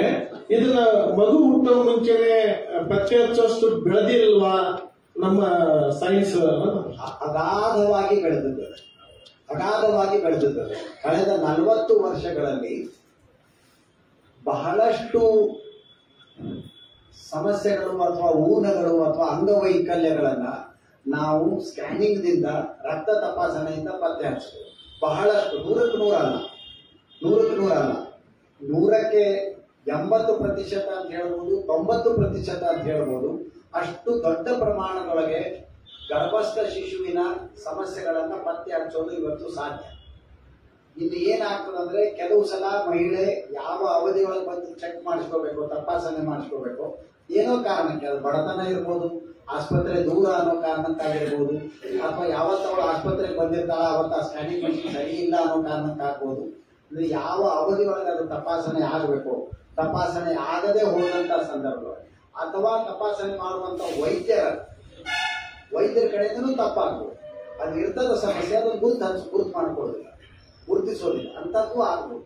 ಆದ್ರೆ ಬಹಳಷ್ಟು ಸಮಸ್ಯೆಗಳನ್ನು, ಇದು ಶರೀರಗಳು ಕೂಡಿ ಇರುವಂತಹ ಮಕ್ಕಳು ಅಂತ ನಾವೇನ್ ಹೇಳ್ತೀವಿ. ನಿನ್ನೆ ನಾನು ಅವಳಿ ಜವಳಿ ಹೇಗಾಗ್ತವೆ ಅನ್ನೋ ಸಂದರ್ಭವಾಗಿ ಹೇಳಿದೆ. ನಾನು ಒಂದೇ ಭ್ರೂಣ ಮೊದಲಿನ ಹಂತದೊಳಗೆ ಅದು 2 ಸಂಪೂರ್ಣವಾಗಿ ಬೇರೆ ಬೇರೆ ಜೀವಕೋಶಗಳಾಗಿ ವಿಭಜನೆ ಆದಾಗ ಅದು ಅವಳಿ ಜವಳಿ ಆಗ್ತವೆ. ಈ ಬಿಡುಗಡೆ ವಿಭಜನೆ ಆಗುವಂತ ಕ್ರಿಯೆ ಪೂರ್ತಿ ಆಗಲಿಲ್ಲ ಅಂದ್ರೆ ಅವು ಅಂಟ್ಕೊಂಡೇ ಉಳಿತಾವೆ. ಆದ್ರೆ ಈ ಎಲ್ಲವನ್ನೂ ಇವತ್ತು ಸ್ಕ್ಯಾನಿಂಗ್ ಒಳಗೆ ನಾವು ಪತ್ತೆ ಹಚ್ಚಬಹುದು. ಬಹಳಷ್ಟು ಸಂಗತಿಗಳು, ಬಹಳ ದೊಡ್ಡ ವರದಾನ ಅದು, ಬಹಳ ದೊಡ್ಡ ವರದಾನ. ಆದರೆ ಅದನ್ನು ನಾವು ಭ್ರೂಣದ ಲಿಂಗ ಪತ್ತೆ ಮಾಡೋ ಸಲುವಾಗಿ, ಹೆಣ್ಣು ಭ್ರೂಣದ ಗರ್ಭಪಾತ ಮಾಡೋ ಸಲುವಾಗಿ ಉಪಯೋಗ ಮಾಡ್ಕೊತಾ ಬಂದಿದ್ದು ಅದು ನಮ್ಮ ಸಮಸ್ಯೆ, ಅದು ನಮ್ಮ ದೋಷ. ನಮಸ್ಕಾರ. ಹೌದು, ಸಾಕಷ್ಟು ಸಂದರ್ಭದೊಳಗೆ ಹಚ್ಬೋದು, ಎಲ್ಲಾ ಸಂದರ್ಭದೊಳಗಲ್ಲ. ಸರ್ ನಮಸ್ಕಾರ. ಈ ಪ್ರೆಗ್ನೆನ್ಸಿ ಇಂಡ್ಯೂಸ್ ಹೈಪರ್ ಟೆನ್ಷನ್ ಆಮೇಲೆ ರಿಪೀಟೆಡ್ ಮಿಸ್ ಕ್ಯಾರೇಜಸ್ ಗೆ ಕಾರಣ ಆಗಿದೆ. ಪ್ರೆಗ್ನೆನ್ಸಿ ಇಂಡ್ಯೂಸ್ಡ್ ಹೈಪರ್ ಟೆನ್ಷನ್ ಕನ್ನಡದೊಳಗೆ ಹೇಳೋದಾದ್ರೆ ಗರ್ಭಾವಸ್ಥೆಯೊಳಗನೆ ರಕ್ತದ ಒತ್ತಡ ಹೆಚ್ಚಾಗೋದು ಅಂತ. ಗರ್ಭಾವಸ್ಥೆ ಅನ್ನೋದೇ ಅದು ರಕ್ತದ ಒತ್ತಡವನ್ನು ಹೆಚ್ಚು ಮಾಡುವಂತಹ ಸಂಗತಿ, ರಕ್ತದೊಳಗಿನ ಸಕ್ಕರೆ ಪ್ರಮಾಣವನ್ನು ಹೆಚ್ಚು ಮಾಡುವಂತಹ ಸಂಗತಿ. ಅಂದ್ರೆ ಮಗು ಬೆಳೀತಾ ಇರುವಾಗ ಅದರ ಆ ಒತ್ತಡದಿಂದಾಗಿಯೇ ತಾಯಿಯ ಒತ್ತಡ, ರಕ್ತದ ಒತ್ತಡ BP ಹೆಚ್ಚಾಗ್ತಾ ಹೋಗ್ತದೆ ಮತ್ತು ಶುಗರ್ ಹೆಚ್ಚಾಗ್ತಾ ಹೋಗ್ತದೆ. ಒಂದು ಹಂತದವರೆಗೆ ಹೆಚ್ಚಾದ್ರೆ ಸಮಸ್ಯೆ ಅಲ್ಲ. ಆದ್ರೆ ಕೆಲವರಲ್ಲಿ ನಮಗಿನ್ನೂ ಬಹಳ ಸ್ಪಷ್ಟವಾಗಿ ಹೇಳಲಿಕ್ಕೆ ಬಂದಿಲ್ಲ. ಯಾರಿಗೆ ಈಗ ತೀರಾ ಇತ್ತೀಚೆಗೆ 2 ತಿಂಗಳು ಗರ್ಭಿಣಿ ಇರುವಾಗ, 3 ತಿಂಗಳು ಗರ್ಭಿಣಿ ಇರುವಾಗ ಸ್ಕ್ಯಾನಿಂಗ್ದಿಂದಾಗಿ ಮತ್ತು ರಕ್ತ ತಪಾಸಣೆಯಿಂದಾಗಿ ಮುಂದೆ ಇವರಿಗೆ BP ಹೆಚ್ಚಾಗಬಹುದು ಅಂತ ನಾವು ಹೇಳಲಿಕ್ಕೆ ಅಷ್ಟರ ಮಟ್ಟಿಗೆ ಸಮರ್ಥರಾಗಿದೆ. ಆದ್ರೆ 100ಕ್ಕೆ 100 ಇವ್ರಿಗೆ ಹೆಚ್ಚಾಗೇ ಬಿಡುತ್ತದೆ, ಈ ಪ್ರಮಾಣದೊಳಗೆ ಹೆಚ್ಚಾಗ್ತದೆ ಅಂತ ಅನ್ನೋದನ್ನ ಹೇಳಲಿಕ್ಕೆ ಸಾಧ್ಯ ಆಗಿಲ್ಲ. ಕೆಲವರೊಳಗೆ ಮಾತ್ರ ಆಗಿರ್ತದೆ. ಮೊದಲನೇ ಬಸ್ಸಿನೊಳಗೆ ಹೆಚ್ಚಾಗೋ ಸಾಧ್ಯತೆಗಳು ಬಹಳ ಹೆಚ್ಚು, 2ನೇದು 3ನೇದು ಸಾಧ್ಯತೆಗಳು ಬಹಳ ಕಡಿಮೆ. ಪ್ರಕೃತಿಯ ದೃಷ್ಟಿಯಿಂದ ನೋಡೋದಾದ್ರೆ ಮೊದಲನೆಯ ಬಸ್ಸರು ಕೂಸಿಗೂ ಬಹಳ ಗಂಡಾಂತರಕ್ಕಾಗಿ, ತಾಯಿಗೂ ಬಹಳ ಗಂಡಾಂತರಕ್ಕಾಗಿ, 2, 3, 4 ಹೆಚ್ಚು ಆರಾಮಾಗಿ ನಡೆಯುವಂತ ಗರ್ಭಧಾರಣೆಗಳು, 5ನೇದರ ನಂತರ ಮತ್ತೆ ತಾಯಿಗೆ ಸಮಸ್ಯೆ ಆಗುವಂತ ಪ್ರಮಾಣ ಬಹಳ ಹೆಚ್ಚು. ಹಾಗಾಗಿಯೇ ಹಿಂದಿನ ಜನ ಏನ್ ಹೇಳ್ತಾ ಇದ್ರು ಅಂದ್ರೆ, ಚೊಚ್ಚಲ ಬಸರಿ ಯಾವಾಗ ಹೆರಿಗೆ ಸಮೀಪ ಬರ್ತಾರೋ ಅಥವಾ ಅವಳು ಹೆರಿಗೆ ನಡೀತದೋ ಅವಾಗ ಅವಳು ಹೆರಿಗೆ ಸಂದರ್ಭದೊಳಗೆ ಮ್ಯಾಲೆ ಹೋಗಿ ಬಾಗಿಲ ಬಡಿತಾಳಂತವಳು. ಅಲ್ಲಿ ಬಾಗಿಲ ತೆರೀತು ಅಂದ್ರೆ ಹೋಗ್ಬಿಡ್ತಾಳ.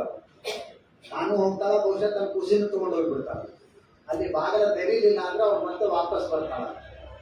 ಮೊದಲನೇ ಹೆರಿಗೆ ಬಹಳ ಗಂಡಾಂತರದ್ದು. ಸರ್, ಇತ್ತೀಚೆಗೆ IVF ಸೆಂಟರ್ಸ್ ಬಹಳ ಆಗ್ತಾ ಇದ್ದಾವೆ. ಅದು ಯಾವ ಹಂತದೊಳಗೆ ಸಹಜವಾದ ಗರ್ಭಧಾರಣೆಗೆ ತೊಂದರೆ ಅದ?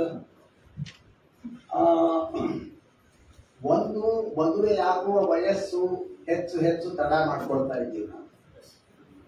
ಅದರರ್ಥ ಬಾಲ್ಯ ವಿವಾಹವನ್ನು ಸಮರ್ಥನೆ ಮಾಡೋದಿಲ್ಲ. ಬಾಲ್ಯ ವಿವಾಹ ಅನ್ನೋದು ಅತ್ಯಂತ ಕೆಟ್ಟದ್ದು. ಅದನ್ನ ಬಿಟ್ಬಿಡೋಣ, ಅದ್ರ ಚರ್ಚೆಯೇ ಬೇಡ ನಮಗೆ. ಮಕ್ಕಳಾಗಲಿಕ್ಕೆ ಬಹಳ ಒಳ್ಳೆಯ ವಯಸ್ಸು 20 ರಿಂದ 30. ಆದ್ರೆ ಇವತ್ತು ಶಿಕ್ಷಣ, ಉದ್ಯೋಗ, ಮತ್ತೊಂದು ಇನ್ನೊಂದು ಹಲವಾರು ಕಾರಣಗಳಿಗಾಗಿ ಒಂದು ನಾವು ಮದುವೆಯಾಗುವ ವಯಸ್ಸನ್ನೇ ತಡ ಮಾಡ್ಕೊಳ್ತಾ ಇದ್ದೀವಿ. ಮದುವೆ ಆದ ಮೇಲೆ ಕೂಡ ಗರ್ಭಧಾರಣೆ ಈಗ ಬೇಡ ಅಂತ ಮುಂದೆ ಹಾಕ್ತೀವಿ. ಅದಾದ ನಂತರ ನಮ್ಮ ಜೀವನ ಶೈಲಿಯಿಂದಾಗಿ ಅದು ಆಹಾರ, ಶರೀರದ ತೂಕ, ಒತ್ತಡ, ಮತ್ತೊಂದು ಎಲ್ಲವೂ ಸೇರಿ ಗರ್ಭಧಾರಣೆ ಆಗತಾನೇ ಇಲ್ಲ ಅನ್ನುವಂತಹ ಸಂದರ್ಭ ಒದಗಿ ಬಂದಾಗ ಅಲ್ಲಿ ನಾವು IVF ಮೊರೆ ಹೋಗ್ಬೇಕಾಗ್ತದೆ. ಇನ್ ವಿಟ್ರೋ ಫರ್ಟಿಲೈಸೇಷನ್ ಅಂತ. ಇನ್ ವಿಟ್ರೋ ಫರ್ಟಿಲೈಸೇಷನ್ ಒಳಗೆ ಏನು ಬಹಳ ಸರಳವಾಗಿ ಹೇಳೋದಾದ್ರೆ, ತಾಯಿಯ ಶರೀರದಿಂದ ಅಂಡಾಣುವನ್ನು ಹೊರಗೆ ತೆಗೆಯೋದು, ಪುರುಷನಿಂದ ವೀರ್ಯಾಣುವನ್ನು ಪಡೆಯೋದು, ಅವೆರಡನ್ನೂ ಪ್ರಯೋಗಾಲಯದೊಳಗೆ, ಲ್ಯಾಬೊರೇಟರಿ ಒಳಗೆ ಅವೆರಡರ ಮಿಲನ ಆಗುವ ಹಾಗೆ ಹೊಸ ಭ್ರೂಣ ತಯಾರು ಮಾಡಿ ಅದನ್ನು ಮತ್ತೆ ತಾಯಿಯ ಗರ್ಭಾಶಯದೊಳಗೆ ಇಡೋದು. ಇದು ಇನ್ ವಿಟ್ರೋ ಫರ್ಟಿಲೈಸೇಷನ್ ಅಥವಾ IVF ಅಂತ. ನಮ್ಮ ಸಾಮಾಜಿಕ ಜೀವನ ಶೈಲಿಯೇ ಬದಲಾಗ್ತಾ ಇರೋದ್ರಿಂದಾಗಿ ಸಹಜವಾಗಿ IVF ಸೆಂಟರ್ ಹೆಚ್ಚೆಚ್ಚು ಎಲ್ಲ ಊರಿನೊಳಗೂ ಕಾಣಿಸ್ಕೊಂಡಿದ್ದಾರೆ. ಆಮೇಲೆ ಎರಡನೇದಾಗಿ ನೀವು ಕ್ರೋಮೋಸೋಮ್ಸ್ ಹೇಳಿದ್ರಲ್ಲ, ತಾಯಿಯಿಂದ 23 ನಾವು ಎಷ್ಟೋ ಮಕ್ಕಳನ್ನ ನೋಡ್ತೇವೆ, ಅವ್ರು ನೋಡಿದ್ರೆ ಅವ್ರ ತಂದೆನೂ ಹೋಗುದು, ತಾಯಿನೂ ಹೋಗುದು. ಹೌದೌದು. ಅದು ಗುಣಲಕ್ಷಣಗಳು ಏನ್ ಬರ್ತಾವೋ ಸಾವಿರಾರು ಗುಣಲಕ್ಷಣಗಳು ಬರ್ತಾವೆ. ಅದು ಹೋಗಲೇಬೇಕು ಅಂತ ಇರೋದಿಲ್ಲ. ಕೆಲವು ಸಲ ಹೋಲಿಕೆ ಇರ್ತದೆ, ಕೆಲವು ಸಲ ಇರಬೇಕು.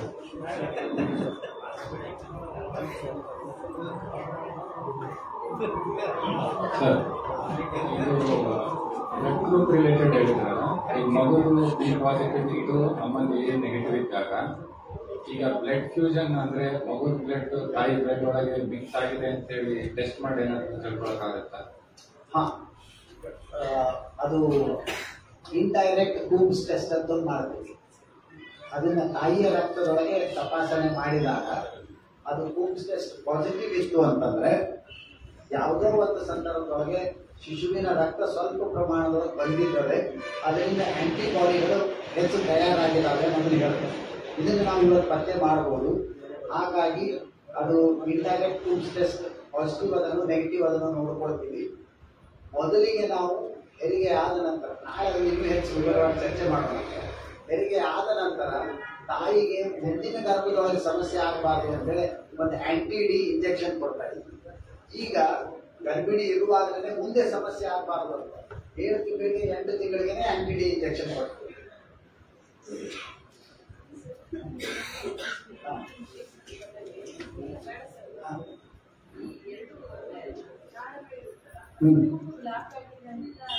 ಹೌದು.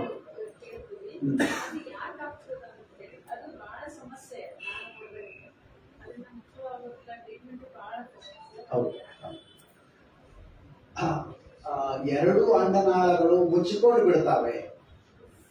ನಾವೇನು ಟ್ಯೂಬ್ ಬ್ಲಾಕ್ ಆಗೋದು ಅಂತ ಹೇಳ್ತೀವಿ. ಬಹಳ ಇತ್ತೀಚಿನವರೆಗೂ ಬಹಳ ದೊಡ್ಡ ಕಾರಣ ಅದಕ್ಕೆ ಏನಿತ್ತು ಅಂದ್ರೆ ಬಾಲ್ಯದೊಳಗೇನೆ ಕ್ಷಯರೋಗ ಆಗೋದು. ಗೊತ್ತಿಲ್ಲದೆ ಹೋಗ್ಬಿಡ್ತದೆ, ಕ್ಷಯರೋಗ ಆಗಿರ್ತದೆ. ಅದರಿಂದಾಗಿ ಅಂಡನಾಳಗಳು ಎರಡು ಬ್ಲಾಕ್ ಆಗ್ತವೆ. ಮುಂದೆ ಅದು ಗೊತ್ತಾಗ್ತದೋ, ಟ್ರೀಟ್ಮೆಂಟ್ ತಗೊಳ್ಳೋದಿಲ್ವೋ, ಮದುವೆ ಆದ ನಂತರ ಮಕ್ಕಳು ಆಗ್ತಾ ಇಲ್ಲ ಅನ್ನುವಂಥ ಸಮಸ್ಯೆ ಎದುರಾದಾಗ ಗೊತ್ತಾಗ್ತದೆ ಅವು ಎರಡು ಟ್ಯೂಬ್ಸ್ ಬ್ಲಾಕ್ ಆಗ್ಯಾವ. ಇದು ಒಂದು ಕಾರಣ. ಇನ್ನು ಬೇರೆ ಬೇರೆ ಕಾರಣಗಳು ಅಂದ್ರೆ ಯೋನಿ ಮಾರ್ಗವಾಗಿ ಸೋಂಕು ರೋಗ ಮೇಲಕ್ಕೆ ಹೋಗ್ಬಿಟ್ರೆ, ಗರ್ಭಾಶಯಕ್ಕೆ ಹೋಗಿ ಅಲ್ಲಿಂದ ಎರಡು ಅಂತನಾಳಗಳಿಗೆ ಇನ್ಫೆಕ್ಷನ್ ಆದರೆ, ಸೋಂಕು ರೋಗ ಆದರೆ ಅವು ಬ್ಲಾಕ್ ಆಗ್ತವೆ. ಮೂರನೆಯ ಕಾರಣ, ನಾವು ಏನು ಗರ್ಭಪಾತ ಮಾಡಿಸ್ಕೊಳ್ತೀವಿ, DNC ಅಂತ ಮಾಡ್ತೀವಲ್ಲ, ಗರ್ಭಾಶಯವನ್ನ ಸ್ವಚ್ಛ ಮಾಡೋದು, ಅದರಿಂದಾಗಿಯೂ ಕೂಡ ಇನ್ಫೆಕ್ಷನ್ ಆಗಿಬಿಟ್ಟು 2 ಟ್ಯೂಬ್ ಬ್ಲಾಕ್ ಆಗ್ತಿರ್ತವೆ. ಹಾಗಾಗಿ ಸಾಮಾನ್ಯವಾಗಿ ಬೇಗನೆ ಅಂದ್ರೆ ತ್ವರಿತಾಗಿ DNC ಮಾಡಿಕೊಳ್ಳೋದು ಸರಿಯಲ್ಲ. ಸ್ವಲ್ಪ ನಿಧಾನಕ್ಕೆ ನಿರ್ಣಯ ತಗೊಂಡ್ಬಿಟ್ಟು ಆಮೇಲೆ ಅದು ಸರಿಯೋ ತಪ್ಪೋ ಅನ್ನೋದನ್ನು ವಿಚಾರ ಮಾಡಬೇಕು.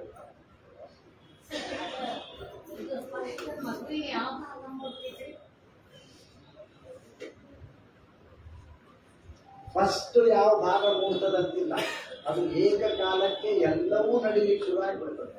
ಒಂದ್ ಕಡೆ ಹೃದಯ ರಚನೆ ಆಗ್ತದೆ, ಮತ್ತೊಂದ್ ಕಡೆ ಜಠರ ರಚನೆ ಆಗ್ತದೆ, ಏಕಕಾಲಕ್ಕೆ ಒಂದ್ ಕಡೆ ಮೆದುಳು ತಯಾರಾಗ್ತಾ ಇರ್ತದೆ. ಎಲ್ಲ ಅಂಗಾಂಗಗಳು 8 ವಾರದ ಒಳಗೆ ನಮ್ಮ ಶರೀರದೊಳಗೆ ಏನೇನು ಅಂಗಾಂಗಗಳಿವೆ ಎಲ್ಲವೂ ರಚನೆ ಆಗ್ತದೆ. ಮೊದಲೇ ಇದು ಅಂತ ಇಲ್ಲ. ಮುಗಿದ ಸಮಯ ಸರಿ, 8 ಗಂಟೆ ಆಯಿತು ಸರಿಯಾಗಿ. ಎಲ್ಲರಿಗೂ ಧನ್ಯವಾದಗಳು, ಕೃತಜ್ಞತೆಗಳು. ನಾಳೆಯ ವಿಷಯ ಹೆರಿಗೆ, ಸಹಜ ಹೆರಿಗೆ ಮತ್ತು ಸಿಸೇರಿಯನ್ ಹೆರಿಗೆ ಅಂತ ವಿವರವಾಗಿ ಅರ್ಥ ಮಾಡ್ಕೊಳ್ಳೋಣ. ಅದರೊಳಗೆ ಏನು ವಿಸ್ಮಯ ಅಡಗಿದೆ ಅನ್ನೋದನ್ನ ನಾವು ನೋಡೋಣ ಅಂತ. ದಯಮಾಡಿ ನಾಳೆ ಕೂಡ ನೀವೆಲ್ಲರೂ ಬರ್ರಿ, ನಿಮ್ಮ ಬಾಳ ಸಂಗಾತಿಯನ್ನು ಕರ್ಕೊಂಡು ಬರ್ರಿ, ನಿಮ್ಮ ಪ್ರೇಮಿಯನ್ನ ಕರ್ಕೊಂಡು ಬರ್ರಿ, ನಿಮ್ಮ ಸ್ನೇಹಿತರನ್ನ ಕರ್ಕೊಂಡು ಬರ್ರಿ, ನಿಮ್ಮ ವೈರಿಗಳನ್ನು ಕರ್ಕೊಂಡು ಬರ್ರಿ. ನಾಳೆಯ ಉಪನ್ಯಾಸ ಕೂಡ ಸರಿಯಾಗಿ 6 ಗಂಟೆಗೆ ಪ್ರಾರಂಭವಾಗುತ್ತೆ.